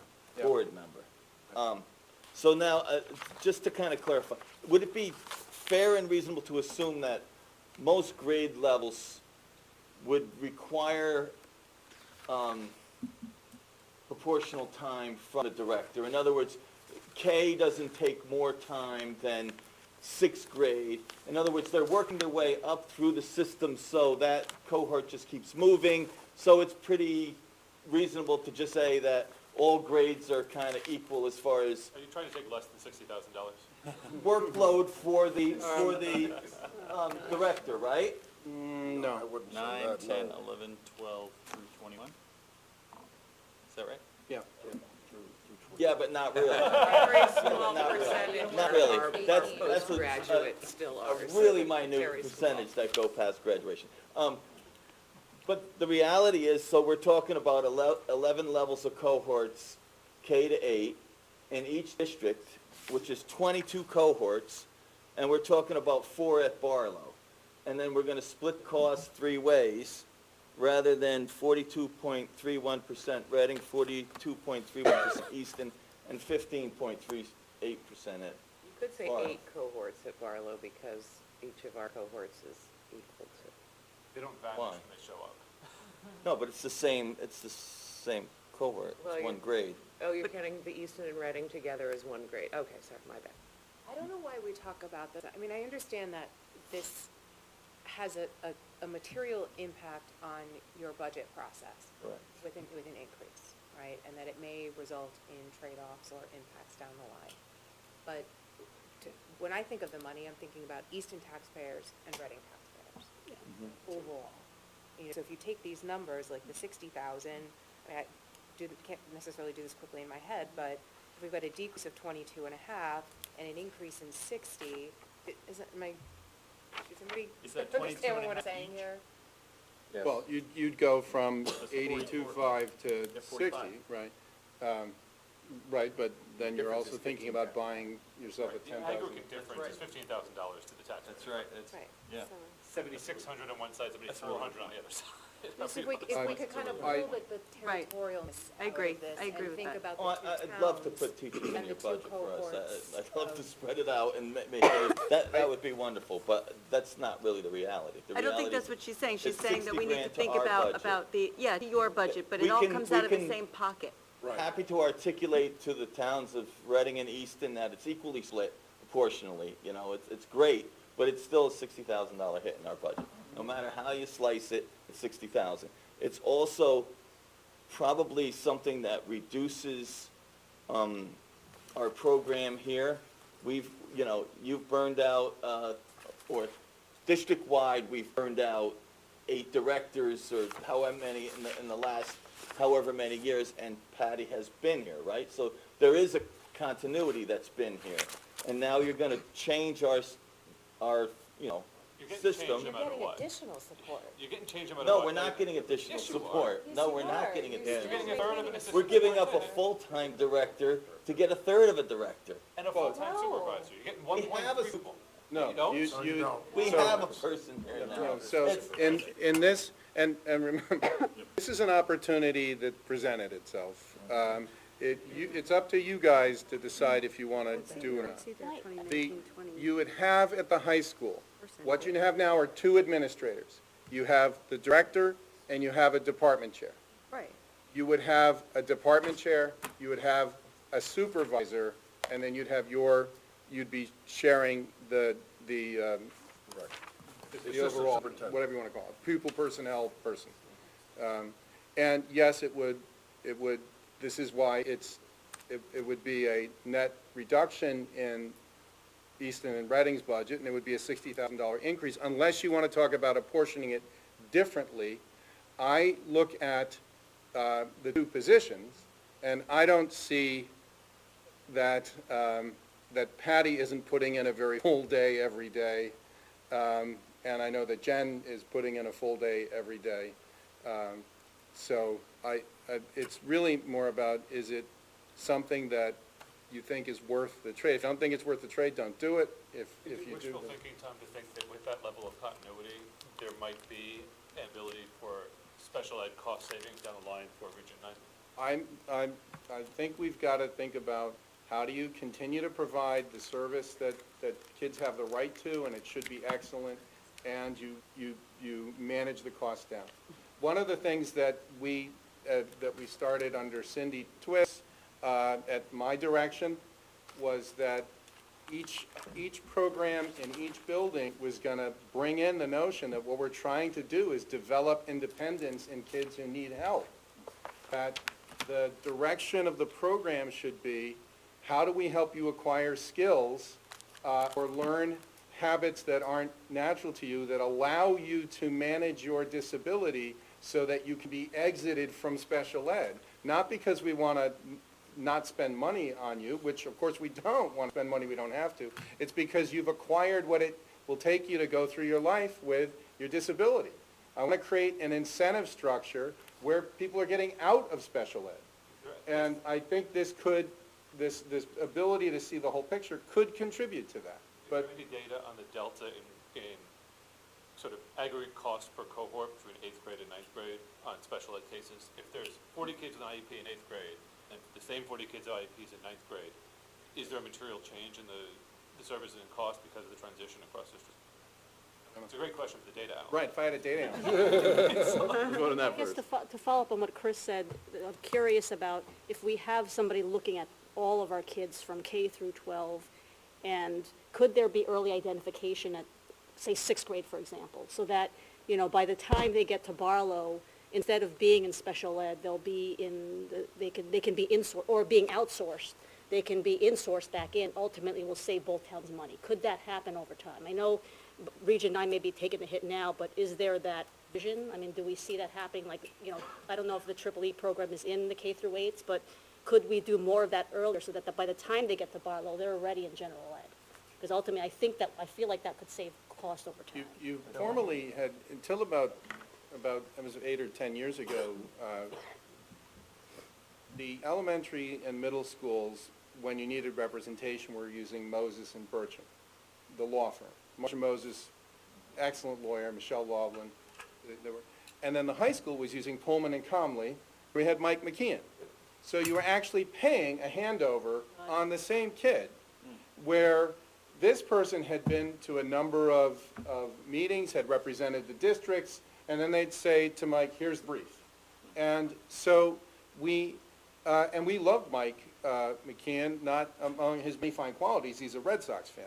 And, but we discontinued that, and we took Marsha Moses now, and she represents us all the way through. Just for that continuity, that, I believe, has saved you money.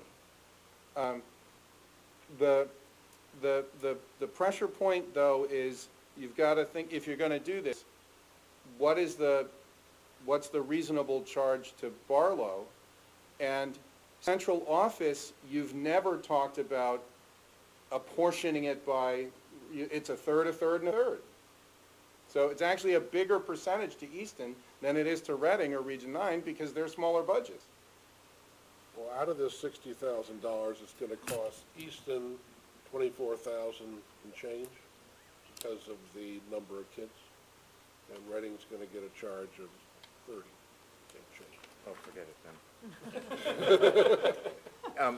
I don't know if Region 9 has had a chance to speak to Jen Del Conte yet, but she speaks about special education in a different way than I've heard other directors speak, in a goal-oriented fashion. First of all, taking a long-term look, a long-term vision with the students in terms, you know, they're transitioning in for 6 months and transitioning out for 6 months. And the decisions they make are not ones that they're going to have to live with the next year, right? So here she is as a permanent director. But then, you know, on the goal-oriented side, there are certain students I think they're always going to be in special education. I look at them in 3 groups. Like, there's some students that are going to always be in special education and we'll be able to serve them. There are some students that we're not going to be able to serve here, and they have to go, you know, outside. And then, you know, it's especially interesting to hear Jen speak about the students that can be graduated or exited from the program. That's something new, you know, and it's something I like to see. She's actually reporting now to us now, having had a child in special education whose top goal in life when he was in 8th grade was to exit that program. I can understand. It's not a budget thing. You know, this is a human thing. There's a whole group of those kids that can and want to be put into general education when the time is right, and that's why I'm a Jen Del Conte fan. I just wanted, I don't mean to sound Pollyanna about all this, somebody else needs to fill in the realities of it, but why can't we just, if it's going to be a decrease Easton and Reading, why can't we shift, what are the limitations to us shifting these numbers around so that it's a wash, Easton Reading, and less of a hit to Region 9? To make it more palatable, because I don't think there's disagreement that this is a valuable proposal, and that would give us, again, you know, pound-wise, penny foolish, that we make the investment, that it's going to give us reap rewards down the road. So I guess the question is just posed to everyone, how do we? Well, Jen, I just Is that what you didn't were hear. talking about? Yeah, and because this $60,000 that will hit Barlow's budget is paid by Easton and Reading's budgets, and we'll be at 45%. We're at 42% of the student population this year. We'll be 45 next year. So 45 of the 60 is 27,000. So the Easton budget will get a benefit of 82.5 less that 27,000. So it's a kiss for us.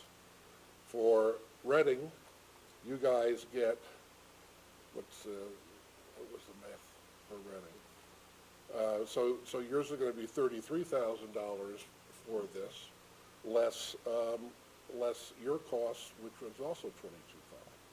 So, I mean, your increase is negligible. And and we're graciously giving you $800,000. So I'll get two things in, and I'm trying to get out of this conversation. There is, I think Scott and Stephanie are gonna come out with a list of things that you as a tri-board, or not a tri-board, jointly meeting separately, legally distinct, independent people who happen to share central office in a high school. In my 10 years at Ridgefield, the Board of Ed never talked about how much time does the director of special services spend at the middle school, because they had that K-12 vision of it. I don't think you could set it up where Easton and Reading carry, 90% of the salary and Barlow carries 10% of the salary, because I don't think you guys could then some way down the road go, oh, but you only have 10% override to her. I think you've got to, whatever you create out, you're trying to create it so that if you do this, so that the person would have purview over the whole program. So I think you'd probably have to think about an even split, or at least use the Easton Reading proportion, but then it's going to go back and forth. I think once you go down that road, you started to subdivide every position. Well, right. Because we've all stipulated with a third, as opposed to having everybody at central office carry on their phone and log every hour for each district, and then every June we allocate it back out. No. Nuts. Years ago, we agreed that's foolish, let's continue to think that's foolish. I agree philosophically. I care less sort of about how it's allocated between them. We split central office 3 ways, and we don't sort of do the math on that. But going back to what Mike just said about whether Region 9 has met Jen Delaconte, for me the answer is no. And I am very uncomfortable talking about an employee in a setting like this. But I also know that when we were looking for Scott's position, we didn't sort of just elevate somebody because they were already here and people like them. And I have to be here for the Barlow population, and I can't feel comfortable about this not knowing her high school experience, philosophy, qualification, how she feels about different, we have an enormous range of kids with different kinds of challenges, and accommodating them and making sure we're giving the kids the appropriate services is so variable from one kid to the next. And the services that our high school students need are in many ways so of different universe from what a 6-year-old might need or what a 10-year-old might need. And what is happening in this building is so complex. That really concerns me. And like I said, I don't know this woman, this employee. And it's not saying that I don't trust your board's decision, but my job is to make sure that we're getting the right candidate for the kids in this building, just like your job is to make sure we're getting the right candidate. You're not losing that one person who is dedicated and committed to Right, the but high this is school the buck kid. stops here. This is the person who decides if your kid gets an IEP or your kid doesn't get an IEP, or before you're, well, I guess right before top, and right before you're going to court, I would imagine. Well, then what, So I want that person who's the final word on Barlow students I would like to, as we interviewed Scott, we asked him about, his philosophy and experience and all those kinds of things. Those are not an opportunity that we've had. I think you have to view this putting as that out, that a makes me uncomfortable. restructure, and I've tried to not keep the incumbent in my thoughts or in this conversation, which gets back to my Yeah, I initial have no comments issue with the about structure. All the other school posting districts the have position this as and an everything issue. else, because it's not about do we like or not like the person who maybe we're thinking about taking the job. It's, does it make more sense for the next 50 years of these 3 boards Right. to have a K-12 special ed director? And the answer is yes, 50 out of 50 times. I'm comfortable completely with an assistant superintendent for pupil personnel. whatever it's called, and I had not heard of that, but I did go on to all the Weston and Ridgefield, and everybody else has this as that level of a position, and certainly this is not an area that's gonna get easier as we go forward. I think we need somebody at that level of a position. And so I have no issue, I'm not arguing about the math, even though I know that your schools are way more of a pain in the neck than this school. But I'm uncomfortable when Tom is saying, well, if we can't say that she's gonna get this job, then we should, I feel like I'm just, When do we need to make this decision? On the hiring side, I mean, if we make the structural decision to put the role in the Right. compensation, when do we need to make the hiring decision to potentially give us a chance to interview any candidates? and I don't What want to I put a person on this. I don't think you can go down any road where you say, Jen, the two districts that hired you That's right. are highly satisfied with your work. Exactly, We've decided to let you go. exactly. So you're ultimately, you gotta get your budgets done a month before the referendum. But, I think that, if the board wants to meet with the candidate, I do believe the director is open to the idea. But I do think, I do agree with the point, structurally, I'm okay with it, but we're basically hiring somebody we don't know. Yep. Right, and paying them a good It seems chunk of money, unreasonable to expect you to do $180,000 that for sight somebody we unseen, don't know. right? But, I mean, is a part of the decision really boiling down to, you want to meet her and make sure that you would actually choose her?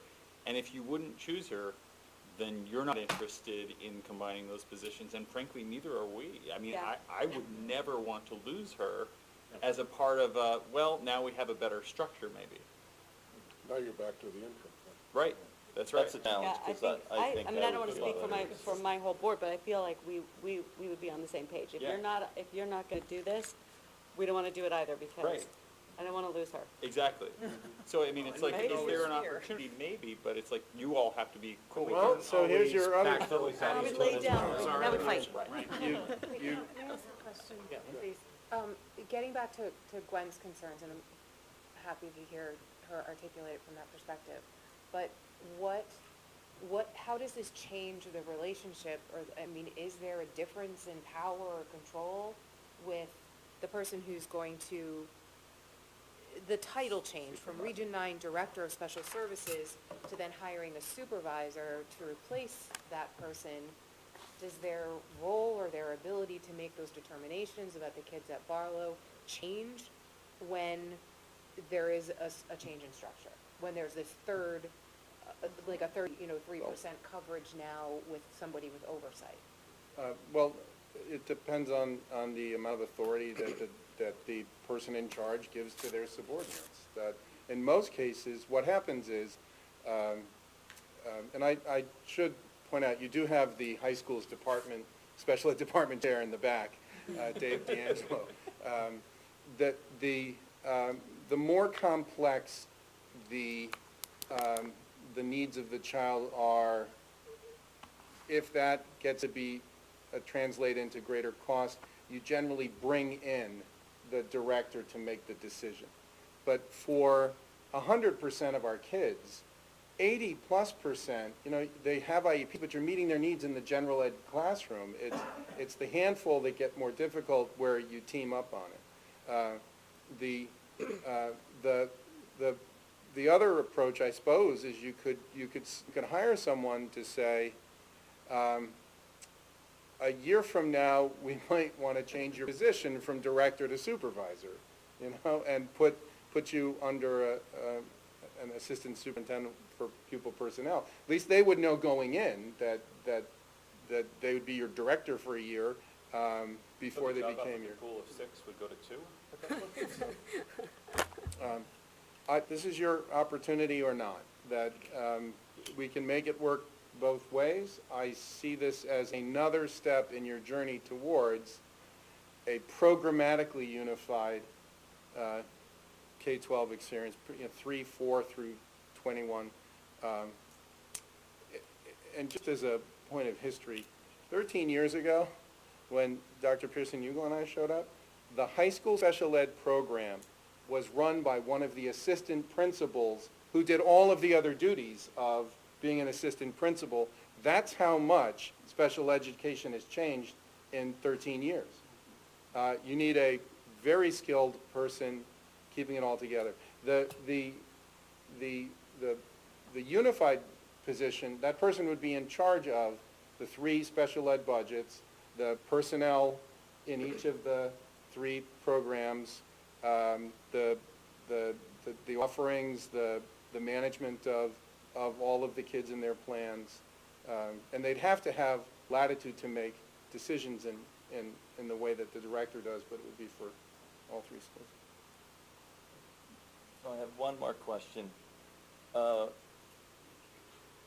Can someone speak to due process? When you unify under a single director and you call the director the ER9 Special Services Director, due process settlements get split 3 ways, or is it still the district that it's originated in? How exactly does that work? Where the child is. What's that? District where the child is. Without a doubt, there's no way that the other districts can get pulled into that. Okay. And then, can we also comment on the number of due process actions? Is it up from where it's been? Is it down? Is it flat? Just For what period of time? past couple of years. Nobody's been here for a couple of years. Administrator, someone could just speak. Yeah, I would say that Just curious. it's down. That's fine. And Down is fine. I'm thinking like over a 5-year period. I'm trying to call up, I had presented to you at one point how much had each district spent on legal support, because we do all of our special services through Bertram and Moses, and almost all of the rest is through Shipman and Goodman. So we looked at that, and when is the special ed program paying a lawyer? Well, when you're mediating something or you're negotiating. And I know this year we've spent less. We've had fewer mediated agreements, but those tend to be, unique It's to. fine. It was just a general question, just where they were. Sorry. Just a question going back to the characteristics of the person who would take this role. Is the Barlow administration familiar, have worked with the potential person who would take this role? Okay, and they're supportive of it? I think that Dr. Penn is supportive of her new colleague, Ms. Del Conte. Did you say that? Yeah. And Patty and Patty, who is phenomenal, she will be missed. And I assume that Patty's input was taken into account? Yeah, well, I talked to her. Okay. I think Patty was there during interviews. Right, she was. Great. Thank you. Any other further discussion on those 2 items? Seeing the hour that we're at. In order to resolve that, I think you're going to need to decide whether Region 9 wants to go with it, and that will give you direction on budget moving forward, correct? I don't think we can resolve a central office budget without resolving that question. So this salary is, so that's your other contemplation. Do you want to bring if you do this, do you want to bring that cost into central office? Right now, you have it in your special ed function 1200 111 certified staff costs for each of the 3 districts. All right. So, what do we do? There's some motion on the Region 9 side. So move forward with this. Are you asking for a motion Asking for a motion from the Region 9 side. to approve moving towards a unified director for ER9? Or the, what is it, the proposed assistant superintendent pupil personnel role? Director, thoughts? We need a motion to say if we're in agreement of it, and then we can come back and hit the dollars portion of it. So moved. Graziano. Graziano, and second. Anyone? We're just talking about the creation of the new position. I'll second. So then, discussion, further discussion. So just to clarify, creation of the new position is not what we're talking about. We're talking about creation of the new position with the director that's specified, right? No, you're talking about a structure. We're Just the talking about structure. structure. Right now, we're not just individual. talking Yes. about Just structurally, if structure. we're willing to move to this structure, not the individual to take the position.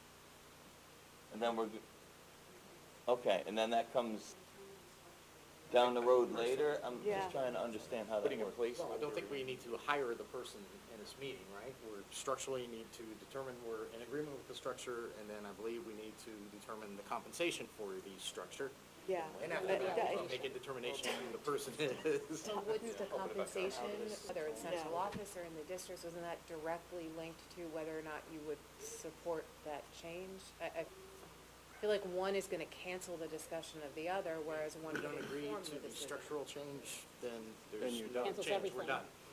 Right, there's no point in everybody else voting if we're not gonna be agreeing to that role. Okay, but then just for process, if we vote to approve the structural change, what's the format for voting to approve the candidate? Again, I don't think we're Because it hiring the seems like it's candidate a- as part of the budget discussion. Part A is the structure, Part B is the central office budget, Part C Is is the candidate. the personnel question. That's right. Yeah, but if Part C doesn't go the way you want it, you guys want out. So they're all interconnected is what I'm trying to figure In this out. reality, once we approve the structure, they can overrule us and make the hire anyway. Well, we could I move. think that's right. could do that. We can, I- that can I- be that's I actually- yield to you, whatever you want to do. You know, that actually works. Yeah. Right, you Right. can go all the way, but if you And end then up if- saying, you know what, we don't like this candidate, we want to go with a different candidate, we go, great, we don't, and so everything stays the same. Yeah, we don't approve Move it the again, you reverse structural what we change. Yeah, but you vote to, No, you're voting. You're voting. You're voting, we haven't voted for anything. You're saying, you're clearing the way for you to consider the candidate. That's basically what you're doing. okay. And Yeah. we're waiting to see Got if it. that all works Oh, I out. see. And if it doesn't, you'll cancel us out, right? A little strange, but it's fine. Right, so, So it's all right, gonna so be again, on unanimous. the structure of changing and adding that role, and then for Region 9. We would be our forcing them to costs, hire. not the We could do it person. right now. We just let them Director know. now Newell is the motion that's on the table. We're still good with the motion that's been seconded. No other discussion? All right, all in favor? All right. Second. Did you get that? Right.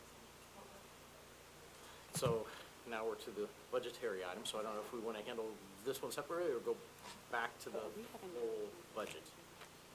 Why do the other boards not have a vote? We're willing to now entertain, Now I think we have Portion to of make motions to add the position. Yeah. And reach the question as to whether it's a central office position from central office budgetary perspective, or whether it lives in that 1100 netherworld, basically. all right. Only has a So then financial we'll need impact. motions in from, Right, so, Each of well, the so boards. Right, but we what still just need happened? the You just structural had the change. Region 9 board moved and approved to restructure their administration for special services with the idea that the Assistant Superintendent for Pupil Personnel would have control over the whole of 9-12, so then you two We have to boards consent need to the to same. do the same thing.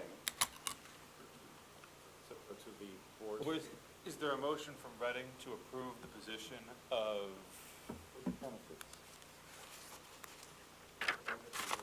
Assistant Superintendent of for Pupil Personnel for ER9 to replace the position of Director of Special Services for Easton and Reading? I'll make that motion. Heather, second. John, any further discussion?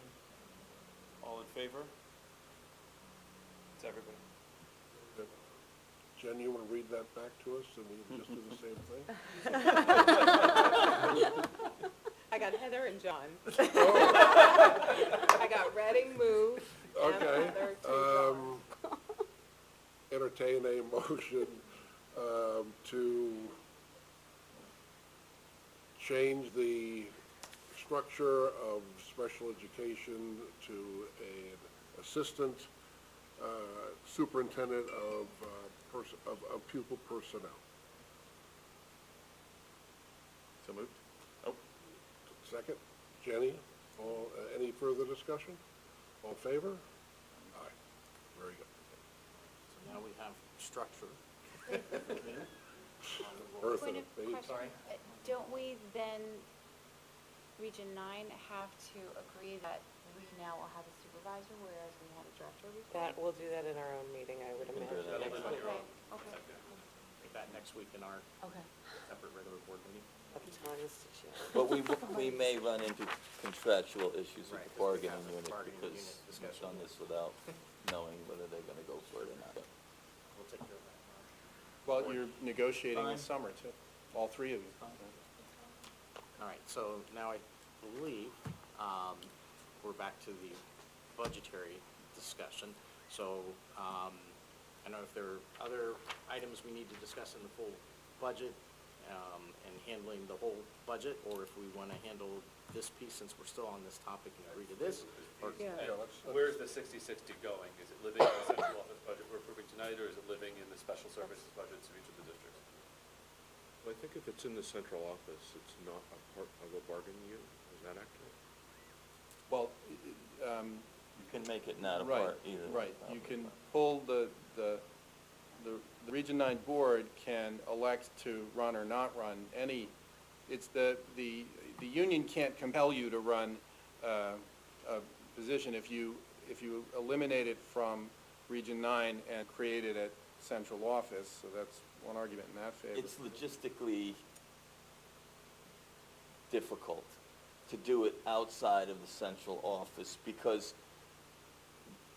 Reading may decide to give the candidate a 2% increase, and we could say we're giving 1, and Easton could say we're giving 3. There's too many moving parts. Which health plan are they in? Are they in Reading's? Are they in Easton's? Are they in Region 9's? Are they in Reading's and all three of us share? It becomes very a logistical nightmare if it's At the end of the outside of the day, central office. Employee will be an employee of a district. So that's exactly the way it is now. So technically, I'm an employee of the Region 9 district. My W-2 form puts me in the legal entity called Region 9. Of course, we manage it as a separate individual thing. Our costs are split 3 ways, all those kinds of things. So it means nothing from an operational day-to-day perspective. All my costs are not in the Region 9 budget. They're in a central office budget. Management direction is, of course, central, not unique to Region 9. But at the end of the day, every employee is in a legal entity. You have to be hired by an employer. We do have scenarios now. So currently, the existing director of special ed for Easton and Reading is an Easton employee. The Reading district reimburses half of that cost to the Easton district. So we have to, those are the mechanics of how we have to consider these things. I would agree with Mike that the cleanest way for certain would be in the central office. It's a role that I think we envision, just like any unified district, regional or otherwise, that it's a position that's commensurate with assistant superintendent, director of finance, superintendent, those types of district-wide leadership roles. If that helps. People with a panic attack of seeing a 10% increase in the central office budget, they say. Yeah. But there's a clear story behind it. They'll see the requisite decrease. That's right. Depends how far they read. Our community is tuned into the increases. Especially the central office. All right, so we're back to the, I guess, the budgetary dollar discussion on this role. Motions we need to have coming out of it. I think we're placeholding placing Right, 180 64 into the overall budget, so you add 180 to the 1.883 that's being proposed, and that's your new proposal. And then we go on to the question about the other position and compensation and the other specific executive session items. All right. So it's not in the original budget here.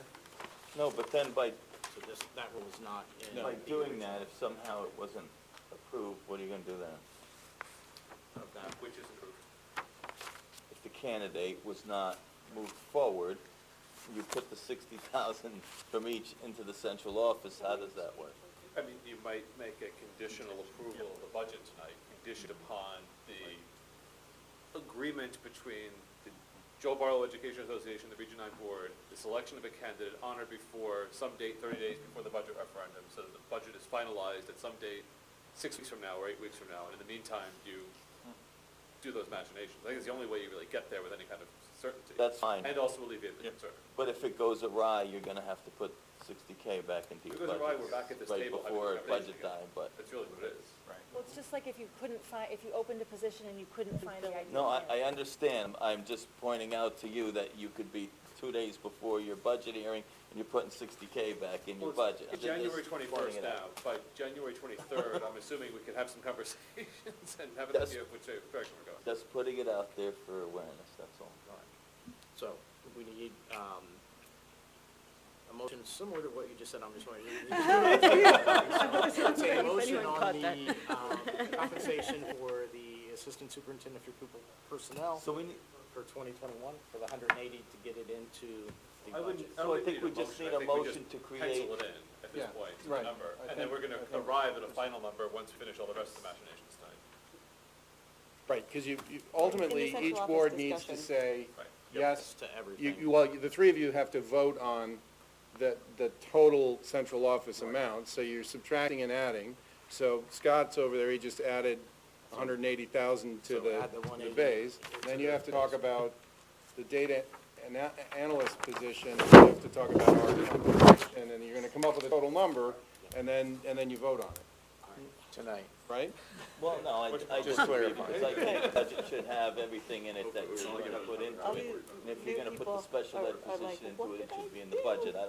I'm not in favor of saying, Isn't that what I just said? You said- That's Yeah. exactly We're all what in. it We're putting the 180 into the Yeah. base budget right now. yeah, We're gonna talk about the data analyst position and Yeah. decide if we wanna add that into the base budget. correct.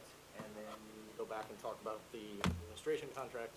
If we're all in agreement then with everything across all those We vote on the big categories, number. we vote on the overall budget. So to me, the question now is, do we go to executive session and talk about central office comp, or do we address the data analyst position first? Data analyst. Still think you're putting the money in, but you're not approving the position. We just did. Which I position, think, data I think we analyst? didn't put the individual, but we did approve the structure of having that role. Oh, If we okay. move on to the data Okay. analyst, Yeah. data analyst for So we have the midnight. 180 added into the budget, to the main number, so now to the data analyst position. Please. And so, Okay, the- yeah, Right. we don't need to discuss it. We already back to the discussed it. discussion on the data analyst position and the 80,000 comp for that position, adding it into the main budget. I think we can just, I mean, we've already had a discussion about the data analyst. I think that we can, when we're discussing the budget, just vote to approve or not approve the addition of the $80,000 for that position. It's $30,208, $30,280. Sorry, the small, yes, the 32, okay, so the smaller Just amount. 30. You need to Right, that's amend right, our because the motion addition- to right. include it or not include it. Right, I don't think we need So to we'll just, so discuss Scott it. can We can add go. the, what is it, the 30,208 for the data. into the main budget. No, it's Right. 30,208. We've already discussed, so no further discussions on the data analyst, so as a placeholder to increase the budget, adding the 30,208. But, again, why not just make a motion to approve, adding data analyst to the central office staff by repurposing the receptionist salary through attrition and at an additional expense of $10,000 per district or We'll do something that and when be we done do with the it. central office budget. Because I think that you don't want to lock yourself into that, if then at the end you say, my central office budget is now God knows what $1 million, and that's too rich for my blood, then you're undoing stuff you just did. So we can do that when we're voting on the actual budget. I Okay, don't think we yeah, need to you're do right, that we in that, can yeah. start Yeah. dropping things Yeah. off. I think if that, If it's all in the budget, then we Right, can so go we're back. gonna get there on the All back we end. vote on is So the I think, final why don't we number, go into- right? Why don't we go into executive session, do the rest of Just the vote stuff, on one that's come back slightly out, higher and than see what what the was different numbers shake out It's for. fine, as long as in the end, we're gonna vote on the position and Yeah. not just the budget. Wordsmith, I agree. budget and position at the same time, Mike? That works? I don't care, as long as the position is in there, not just the budget. Yep, that's what we're gonna do. All right, so we're all good. So now, we do have an item to, if we need to go into executive session to talk central office administration, performance compensation. If people feel so inclined, we would need a motion to do that. If Entertain a motion to go to. that discussion, don't have to go into executive session, so. Entertain a motion to go Well, into let me, executive before we session. do that, let me just ask the chair and the superintendent's view as to who should be invited into the executive session before there's a motion made. Okay, that's a fair question. So, Well, propose- I think you have to invite the three of us in because you're discussing us and our compensation. You can tell us you don't want us, but you have to invite us in. If you don't invite us in, then we can make you have the conversation in public, you know. But, so it's kind of a technicality, but do I guess, do the two of you want to be in on the executive session? You know, I don't need you. yeah, and do you guys want to talk about us without us present? The only thing I gotta tell you is, honest to God, if you come out of this conversation and you cut something, you're not cutting my salary, that's all I'm saying, okay? Because that's what I'm worried about. Go ahead and talk about us, but, you know, based on a couple of times already, I don't want to have to make up the difference of something at central office, or if you're going to cut central office, just agree to specify it where you're going to do it. You know, that's my concern. So I think we should send Dr. Pearson, you go home. So, no, well, just point of order, you really can't go into executive session for a strict compensation discussion only. There has to be a performance review associated with the compensation in order to qualify for executive session. That's number one. Number two, you can certainly have the discussion in public if you so wish. It does not violate any privacy in any way, so you can certainly do that if you so choose. Number three, if you are going to go into executive session for a performance-related compensation discussion, you cannot invite multiple members of a non-bargaining unit to discuss performance of each other. It's inappropriate. That's all I give you, so make your motions away. I suppose you could have three separate. I mean, you can invite them in seriatim, basically, and Have to be three excuse them one at a separate time, right? sessions, correct. That means 6 different motions that. pull I'm- one I'm- motion, and then you just excuse them one at a one, and invite them in. So you see how, Vote, I don't think. you know, we Just brought saying, you can, I'll be you know, right behind. your tri-district structure to the surface we today. can do whatever you want. And So again, point of order, a process statement, I guess, you know, if FOI says it has to be about performance review, you haven't linked our negotiations to that. You evaluate us at the end of the year. So I think you can go there because that's the language you need to go there, but this is a budget conversation, right? so are you, Well, So- not necessarily. Have conversation in public session, if you Yeah. want to have the conversation So, in yeah, public we don't have to session. go to executive session, right? We can have the discussion on Yeah. budget in public. Don't kill me. I'm going to ask a question. I'm disclaiming my question. It's late and I'm tired and I might be misunderstanding something. Isn't Dr. McMorran our only employee? Why No. would we get close to evaluate? I went to this CABE training. The one thing they said over and over and over, your superintendent is your only employee. The only person we hire and fire, the only person we evaluate. That's what they said. Now, you can shake your head and challenge CABE. That's okay. But why are we talking about performance of anyone else? so, CABE is right, but they're not right. When you talk about, do we hire one employee, and that's the superintendent, and that's it? And does the evaluations of the superintendent, of the other employees fall under the purview of the superintendent. It's kind of correct, however, the statute actually says is the employees with an educational certification, their performance evaluation is under the purview of the superintendent. So not all of our employees fall under an education certification. So those employees, their evaluation can be done by the superintendent, but do not have to be done by the superintendent. So when CAVE makes a generalization, and it's basically, an understanding, CAVE is basically an organization of all retired superintendents. So basically, they say, you hire a superintendent, and he's the grand poobah, and he takes care of everything else, which in general terms is correct, but in literal terms, it's not necessarily correct. All right, so if we want to go into executive session, we would need to go through our 3 different sessions. We can do it sequentially, bringing people in to talk about performance. Does everybody want to? Or we And to can be clear, we're talking skip it about all together. compensation for the assistant superintendent, and I guess the HR manager would be the 3 people that are hanging out there. And I guess the support staff, and what we feel about that. And we can go around and see if people are comfortable with what's proposed, in which case we can dispense with the whole thing. Or we can, have a report from the negotiating folks about how we got here, or we can do something else. But I don't think it mandates an executive session unless everybody wants to run behind closed doors, have the conversation. Certainly does not, and negotiating folks you're on now. Now you're not even chairs, now you've become executive negotiating folks, okay? But Further, After 10 p.m.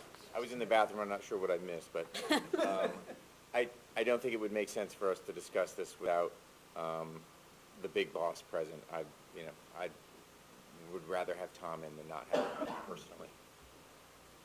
Regardless of which way we go on this, can we allow Tom to excuse?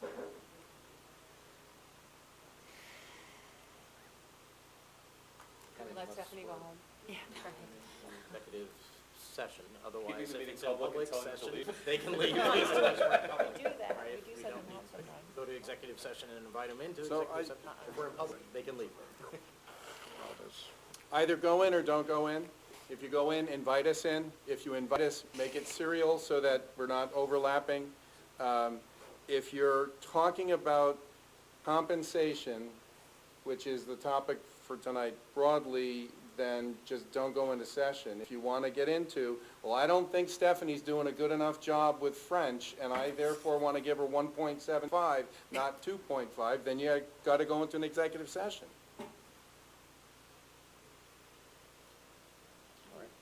Can we have a show of hands, just Well, each who board wants to go into executive We- we session? would- If we want to go in and talk performance related, we would need to go. Why don't we start having the executive session, conversation so- on numbers, and if we think that needs to veer towards evaluation to have that conversation, then we move it. Somebody move it. So- That works. Yeah. So why So don't we let's start with the numbers discussion. Support staff is 2.5%. Scott took it as an average of the para contracts in all districts, as he's done every year. Does anybody have a problem with that? First place to start. Or anybody want to talk about it, ask any questions? Mike's laughing. but well, I'm I'm just trying laughing to- at the whole structure, but no, it's fine. Give it the- Oh, like 2.5. No, Say so now. it's fine, you want to do it that way, it's fine. All right. So just move away up the list, HR Yeah, manager. go ahead. HR manager, 4%. So I say this every year, it's ridiculous to me. I know the value of the employee in the position. I know where we're heading. Been talking about it for 10 years, and we go up 8%, 6%, 8%, 4%, 6%, 4%. And it boggles my mind why we're doing it that way. I've said this a long time ago. I think I think any increases for administration that are in excess of the GWI at a time when the districts are constricting and losing programs is something that is inappropriate and that I'm not in favor of. I also realize I'm on the island, so it's fine. I just figured I would say that, you know, again, it just seems like every year that number stands out and people look at it and they go, what's up with this, you know? And I just think that, yeah, that's my view on it. We get a refresher on what the number is that the 4% is being applied to at this point, because I don't think that was broken out in the presentation. Approximately, get it exactly, but it's approximately that. Yeah, we're heading to 120 with somewhere. Do you have the number? Scott? I think Tom's been clear over the years that he's trying to incrementally move this person toward comparable compensation in other districts is the reasoning behind it. I'm not trying to get parity with reference group A or high B directors of human resource. The reason is that too many members of various boards have objected to the credentialing. I do believe this is I think we all agree that being in charge of HR is very important. To me, I think the target that I'd like to move towards is the average of what an assistant principal makes. It bothers me that our lowest administrator makes $40,000 more than our HR director, and so it's actually been 4% a year for several years now. To recognize that the level of compensation and the expectations of the job are out of kilter for historic reasons, you know, just, and not because I'm looking any further down than what I believe to be fair. And I think if you were to move this position to 2%, which you could, you'd be sending a message that isn't worth the 2% you're saving.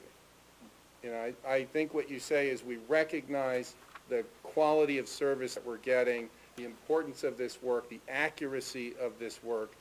As I was saying to one of these boards, we don't know what's not happening. Like when you look at your middle schools and there isn't fighting and there isn't massive bullying and there isn't sexting and there isn't a whole lot of vaping and all those things are not happening, you go, well, why is that? And it's because you have good staff and faculty oversight. And you say, what are all the things that are not happening in HR? All the bad things are not happening. Why? Because you have such excellent oversight and service. So that's why I want to acknowledge that. I'm acknowledging the disparity between what the market would say, what you will determine when ultimately it comes time to replace that position, and what the person's being paid. And I know we stake these positions out every year, so there's a variety of feelings on it. That's mine.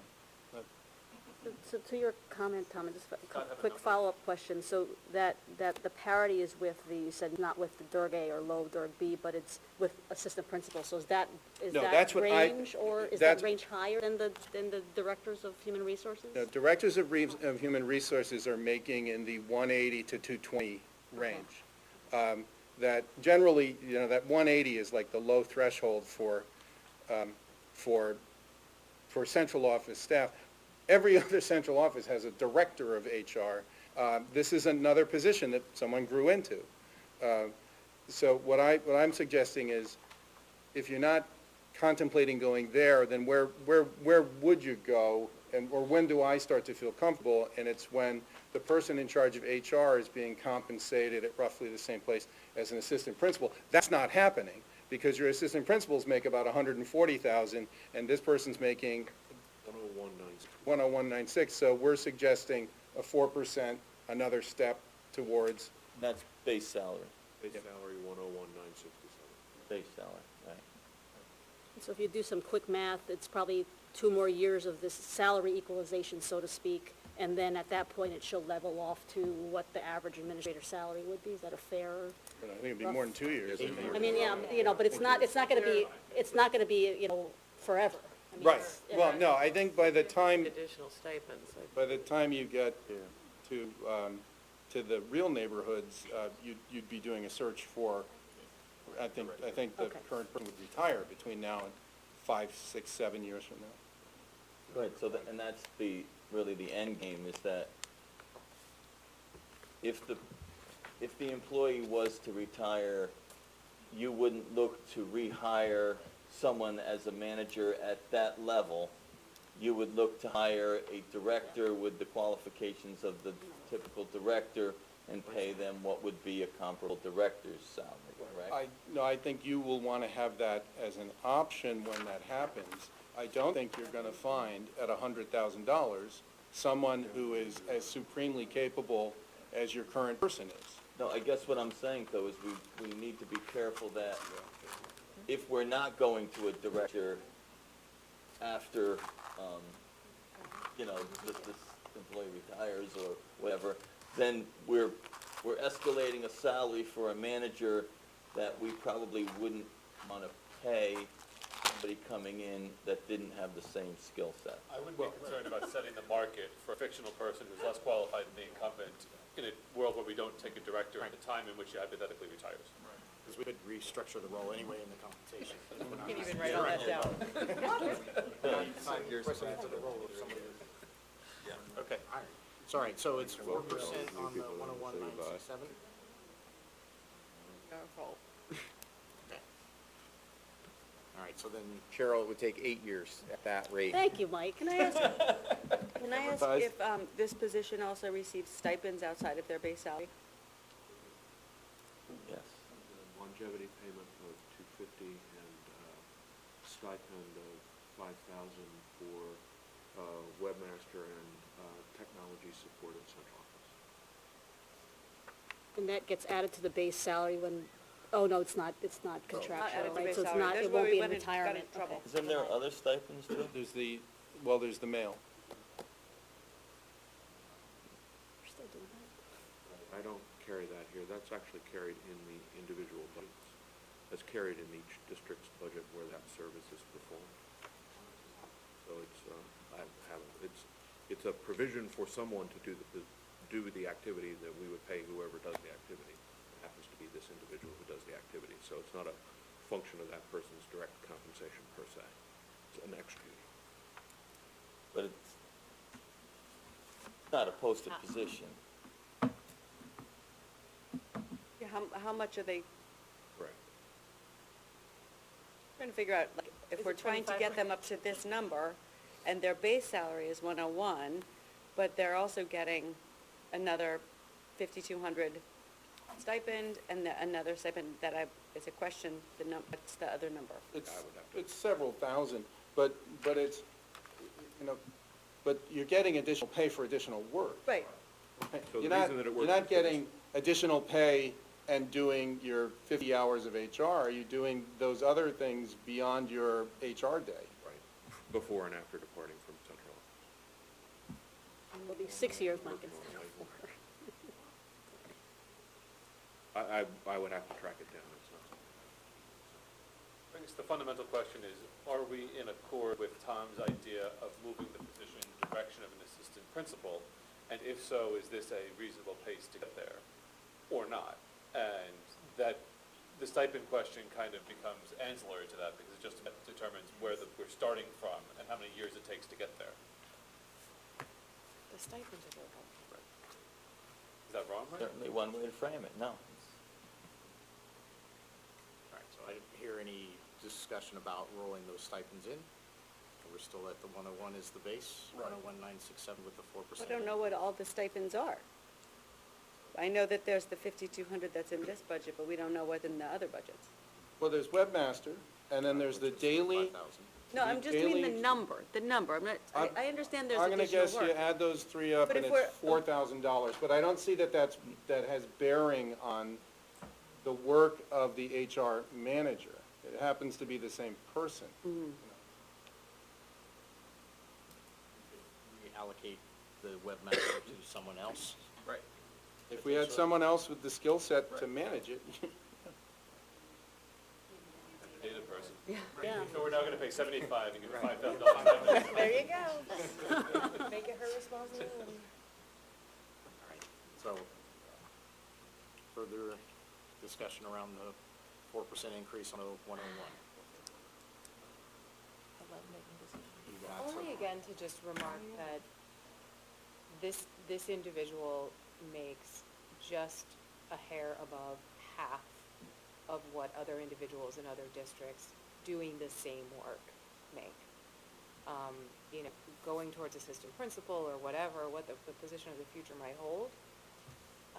I just think that an important thing to remember, and also that all of these stipends and these additional duties that individuals in central office may take on is also symptomatic of having 13 individuals running a department that, again, in other districts have there are more people.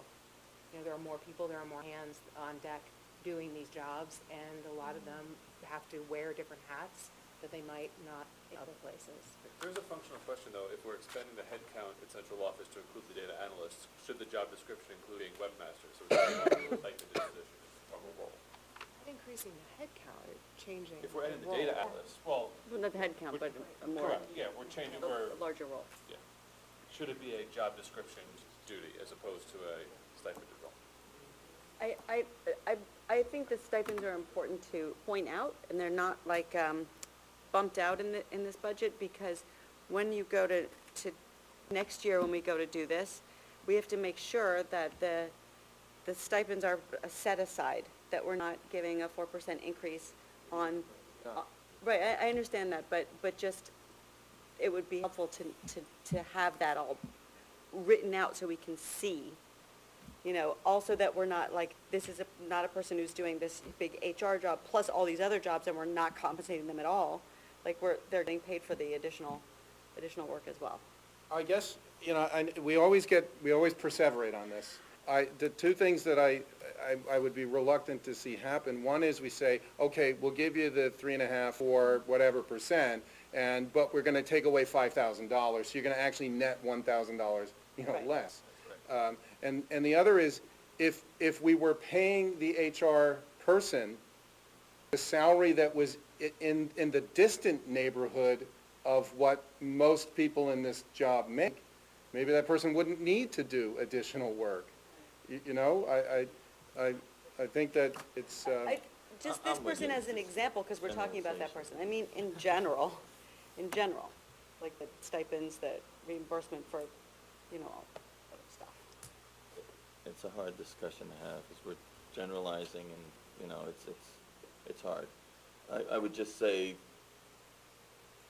a human resource director saves you money in other ways, probably legal fees and stuff like that, which is why they're higher compensated than your manager, you know. And again, this is not meant to, you know, denigrate the candidate. She does a wonderful job, and she's great, and she should be compensated for it. That's not what I'm saying. I'm just saying, you kind of lose me when we make comparables between different positions and say, you know, that they're similar, because I don't think they are. Well, right, but you mean when I'm saying this person doesn't get any of the title or benefits of being an administrator, even though the work that this person does is administrative, and your junior administrators, the people you bring in to train to become, you know, principal in other positions that you're paying $40,000 more. It's just an anomaly in the way this position evolved. You always get caught on this.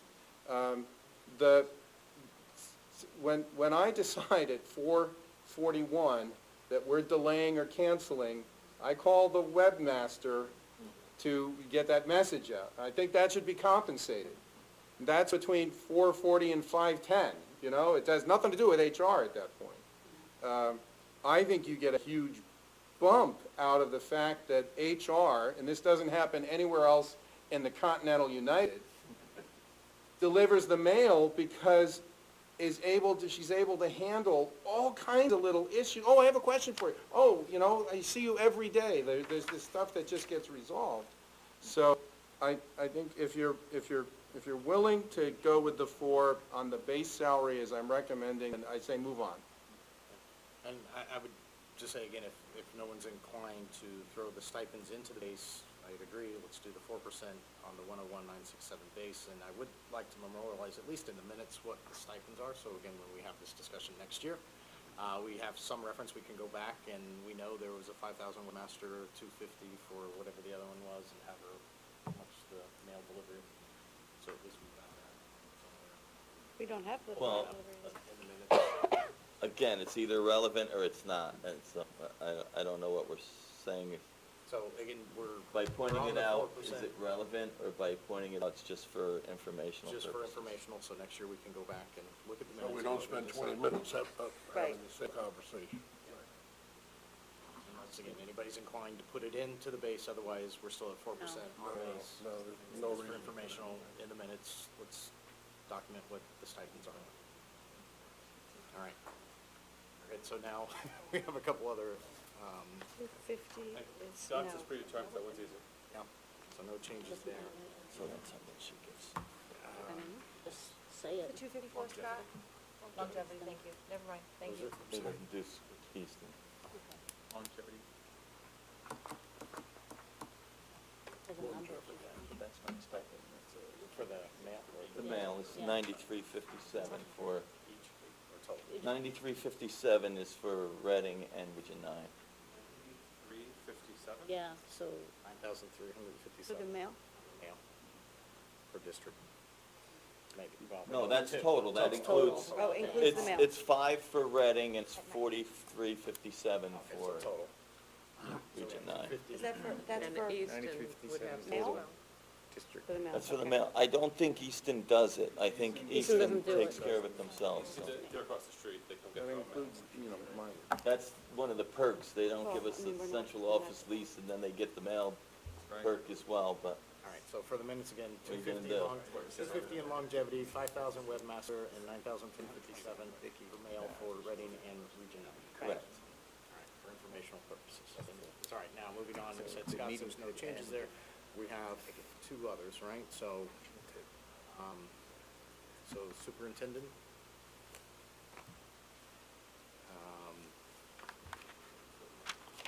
2%? It's 2% increase on that. So the question becomes 2% on what? The 180.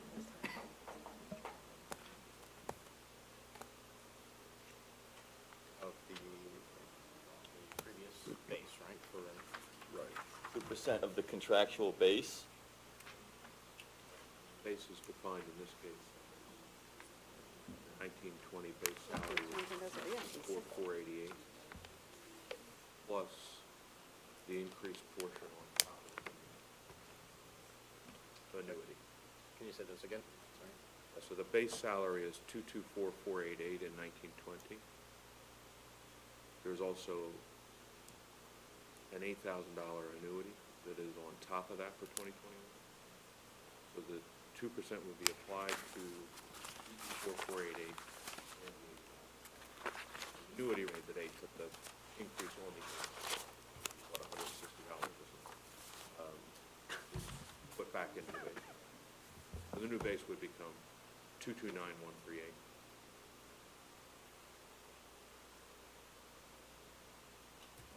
On- 'cause Scott, where do we wait, find these wait, Scott, numbers?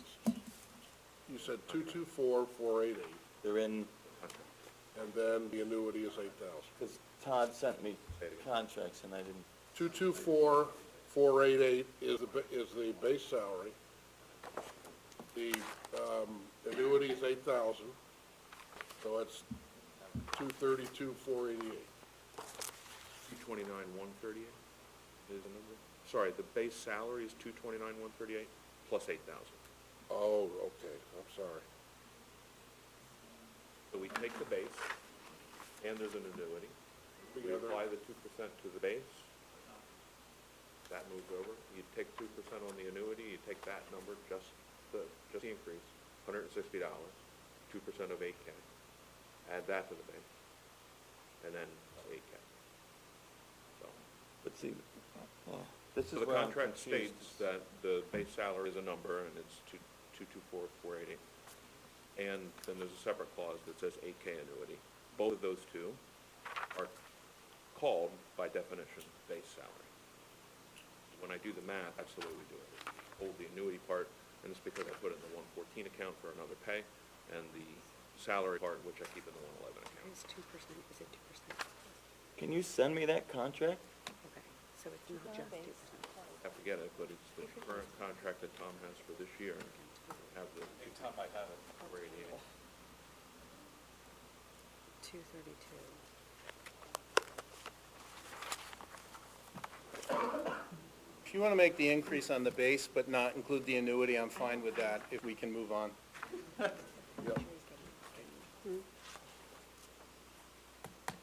Is everyone okay with that? Yeah. Yes. 2% on the base and just leave the annuity at 8,000. It drops $160 off. Yeah, it's, So, It's fine. Like mine, Why? it's like this guy. yeah, why? Why? Yeah, it's not. That's your 160 I mean, come on, we're gonna talk about $160? Yeah, that's It's like yours. 11 o'clock at night. Only if you take 12% of it and you take the other. How much time? We get 15 more minutes. Allocate it. bravo, bravo. And what we can, look, we can figure all this out. What I'm hesitant is that what we're saying here is a number on a contract, and I don't, I'm struggling to understand, how this number came about and where this came from. Is the most tactful way I can The say base number or the increment? that. The 2%? I can do the math, I No, know the base number. that part. You're saying where'd it come from? The number came from what he's getting paid this year. The 2% came from a conversation. Which are you trying to divine? As per our previous discussion, I don't know where that number came from. Which one, the 2%? The base. Base? What number? The 2% or the Base Yeah. number, salary? It's not in the contract. Yeah, the contract that the Region 9 board read that's already public has a lower number. Okay. That's what we're, For yeah, 1920? yeah. That's what we're trying to reconcile. 4488? We have a contract that, maybe it's not the most updated one, but it says, I mean, it might have an escalator built in the last year where there's a set amount. That's kind of what I think Mike's trying to tie back to. This, I think that's what, it might be this, Mike? well, no, you signed the bridge agreement. Right. The contract says in Section 5, compensation, subsection B, 224,488.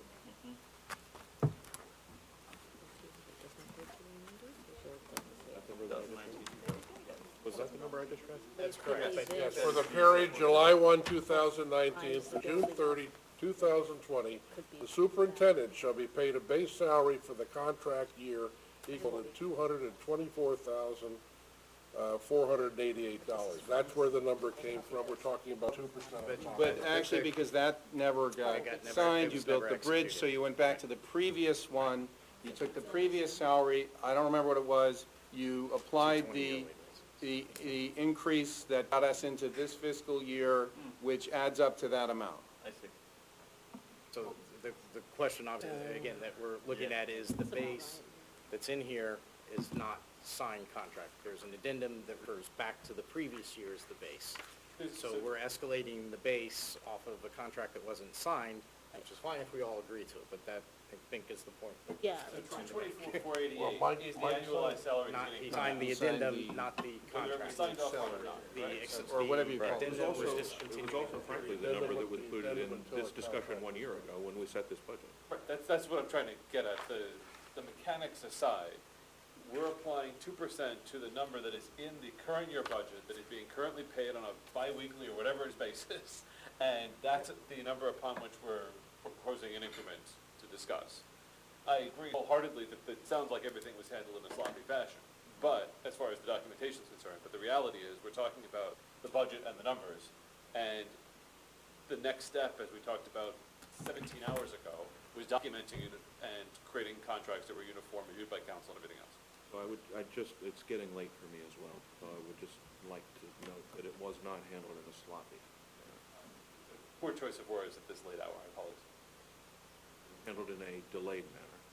And we need to run a school, and we need to run a budget. 1 year ago, that number was, as a part of this budget, was approved in this meeting. So while the contract details took, well, a very, very, very long time, it was not due to lack of effort by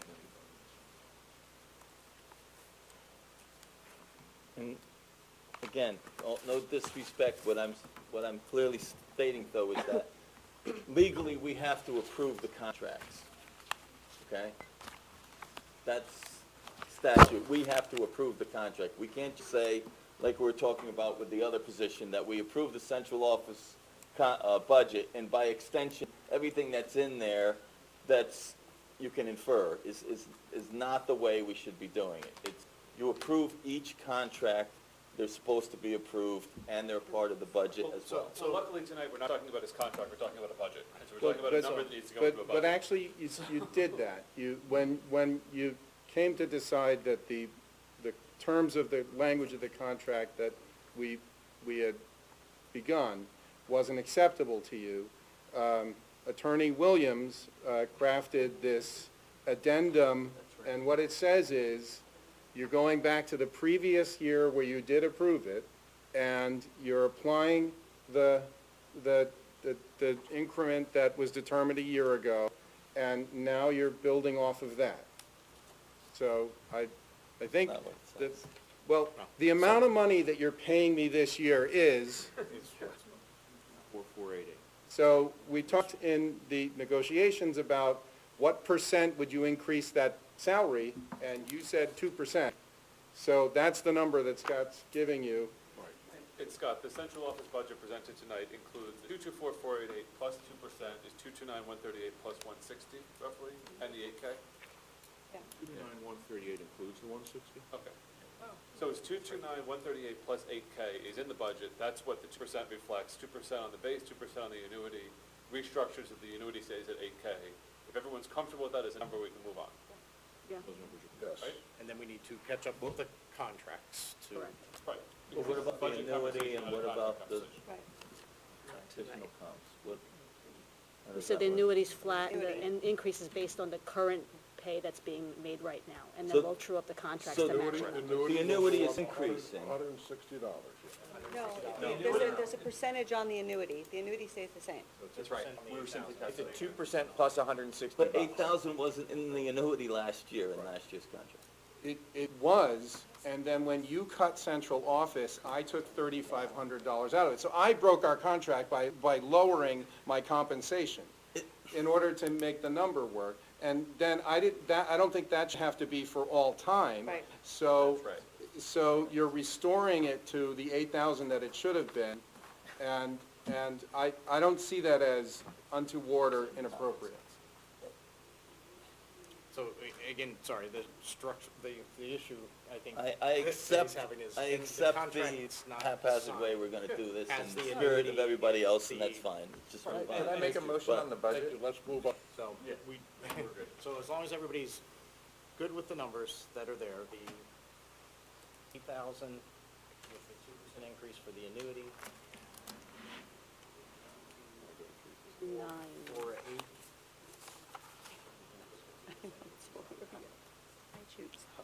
the numbers for the budget. And clearly, we do need to catch up the contracts and separately from this meeting. I think Mike wants to make a motion. Would I make a motion on the budget overall? Would that be too disruptive, or for the sake of discussion? Sure. Yeah. I'd like to make a motion that we approve a budget for central office of $2,093,915. $2,093,915, and that's made up of the $1,883,707 that was proposed, plus the $3,208 for the data analyst, plus the shift of the 180. director to the central office for special ed of $180. Second that. Where is there a total number? This page. And then you have to add 180 and 30, 208. It's page 5. The new, So those two together, the 180 and the 2020. 30,208 are $210,208. So again, Mike, your number was Run that through one more time. 2,093,000. 915. Yeah, 2093915. That's the proposed budget plus the inclusion of the number. data analyst and the. Plus 180, plus Two, 30, it's 208. just this. Exactly, yeah. Scott? Well, we've got a motion. Is there a Motion here, I second? don't know if you Got a can- second from John on the, this is on Reading board. Yep. This. That's the one. Wait, I think they go motions, right? Scott, does that match your? Does that add up? Good. Sorry, before we all. Just want to make sure. Make motions. All right, Easton, will entertain a motion to approve a central office budget of $2,093,915. Jenny, so moved. Jenny's first. James first, second? John, you're second. Okay, any further discussion? All in favor? Aye. Aye. Oh, Oh, they voted. well, look at you. Wait for three motions. We're in discussion over here. I just want to be clear that I didn't vote. I didn't know you were going there just yet. So can we back up a Wanna second? wait? All right. The discussion. There were no, in this number that you put together, there were no, did you alter or reduce or? As opposed. you just- As it's like proposed would be the 1883707. There's three numbers involved, 1883707, that's as proposed, plus the 180, plus the 3208. That's it. It's The accepting two proposal positions that we Yeah. discussed earlier. Okay. Right. Check with- And check with leaving Scott, alone that's got- Everything that, Everything, yep. the superintendent's compensation, et cetera. Okay, do you want to do it again, Jeff? No, Oh, I, We had the discussion. Let Region 9 know. Yeah. we have the discussion. Okay, Go ahead. apologies. Good. Motion to Region 9 side, similar, hopefully. That one. Motion to approve central office budget as proposed, Same dollar amount. same dollar amount, what they said. It was Juliet and Let- who? Yep. Second. Sure. Thank you. We're doing motions discussion, or are we gonna have Yeah. Reading? Any other discussion? I just want to point out, and somebody can correct my math if I'm wrong, that's 11.5% increase, just, and it's a purely optics question. Yeah. So if you take the now 2093915, the difference between that and the 1827806, that changes the 210, 208 that Mike mentioned out earlier. If you call that out as a percentage increase year over year, it's 11.5%. 11.5 or 11.15? 11.5. You could check my math if I did it like, whatever, on the fly. So just communicating it, because as three boards, It's a big number no matter as what. three boards, we Yeah. have to be able to communicate the rationale, and to Colleen's case earlier, the business case for this. And it's not just, I think it's very important for all of us to communicate that this is what we believe collectively, I think, is our vision for differentiated learning at all levels. And the message has to get out there that this is for the students. And rather than, because I don't want somebody to walk away with an incorrect soundbite that central office is padding it, because that is not true. So I think it's very incumbent on all of us to be able to communicate that. And I just want to make that comment before everybody votes. It's a correction to a structure that was doing a disservice to our students for years. If I could just add one thing, I think you were using a number of 11-ish%. 11.5, is that? But that's probably net of the reductions in the Reading budget. Exactly. Yeah. So, Oh, For okay. central Slightly lower. office itself, just as a unit, it's 14.6, but of course, that would be offset by reductions. so there's Oh, okay. $165,000 that is going to come out of the two other budgets, no? yeah, Right? yeah. So if you, It- it's not really, It ends up I being think left that's a pocket, great right? to talk We moved about. a position, I mean, the ops are really bad, but we've moved a position from the regular budget to the central office budget. of 165,000. That's most of your jump. That's a So big, both, big chunk both of it. of these boards here will have a decrease. I mean, at the end of the day, it's Reading and Easton, plus or minus, you divide by two. Well, it's We should look at it 15,000 total. if you want to just take a look at everybody You together. just need a clean narrative for the folks who look at the top level of the budget and say, okay, this is up 1, 1, 1, 11, what the heck is that? Right, right, exactly. What would the percentage be without that shift? Right. 3.1. Just for oh that, again, that talking point, that narrative, That's like, exactly had we about not 3%. shifted this position over, it would have been. That's a good way of talking about it. That is It's exact- that's 3.1 the only way to talk plus about the 30 for the data analyst, plus 15 for a redo on the if I do- structure of special ed. If I ignore the movement of the special ed role, Exactly. just do this as proposed plus data analyst, that's 4.71% increase? Well, that's reflective of the 30,208 being added. 30,000. Oh, we're getting Yes, there. $734,500. Exactly. Exactly.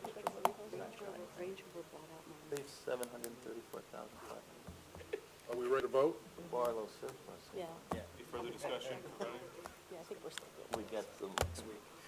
Oh, Reading on the motion on the floor, all in favor?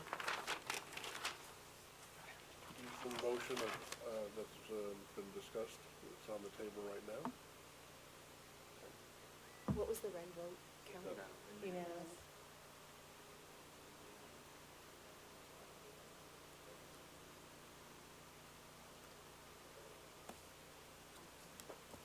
Of that island, huh? Okay.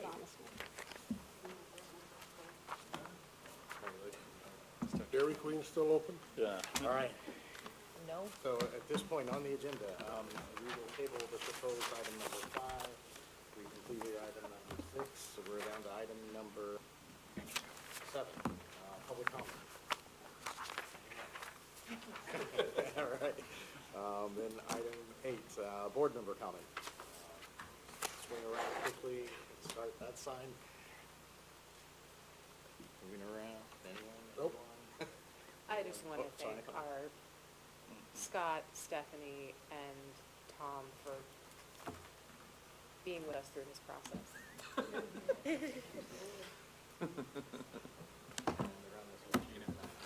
In public session, no less. You didn't go I to just the- had, I was a couple minutes late and I missed the start time discussion at the beginning. I assume this was the handout High from school Annie. starting at 8 o'clock. It's We're wonderful. moving everything I would forward, just, changing all the bus routes. we just, but like, get out your checkbook, Scott, tell me when I'm wrong here. Because right now, school starts in this building at 7:30. Yep. The buses have to get here and drop the kids off at 7, a lot of them, to get to their next route. My kid pulled in this morning at 6:53.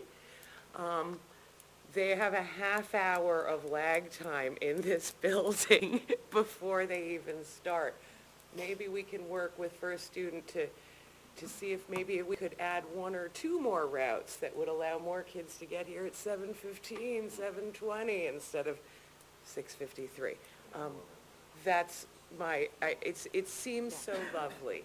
We have a super difficult geography problem. If we were in Weston, or if we could just move all our elementary and middle schools here, we could do it no problem in 2 runs. So anyway, that's, I love this. I hate getting up more than anybody else in this room early, but, get out your checkbook. Let's start a committee. No, I'm not getting on that committee. All right, and then we need adjournment, motions to adjourn. Motion to Motion to adjourn. adjourn for Reading, Mike. Motion to Second, John. adjourn. I'm sorry, Was it? John. Mike and John, Thank all in you. favor? Yes. All right, we're done. To adjourn? So much John, at Gretchen, 11:10. all in favor? 11 o'clock. Who are the two there, sorry? John and Gretchen. All right. It's part of being on the board. Move to adjourn. Second. All right. Who was moved, who was like gloves that Oh, don't Carol have? and Juliet, second. It was Mike so Crawford. 11:10. Yeah.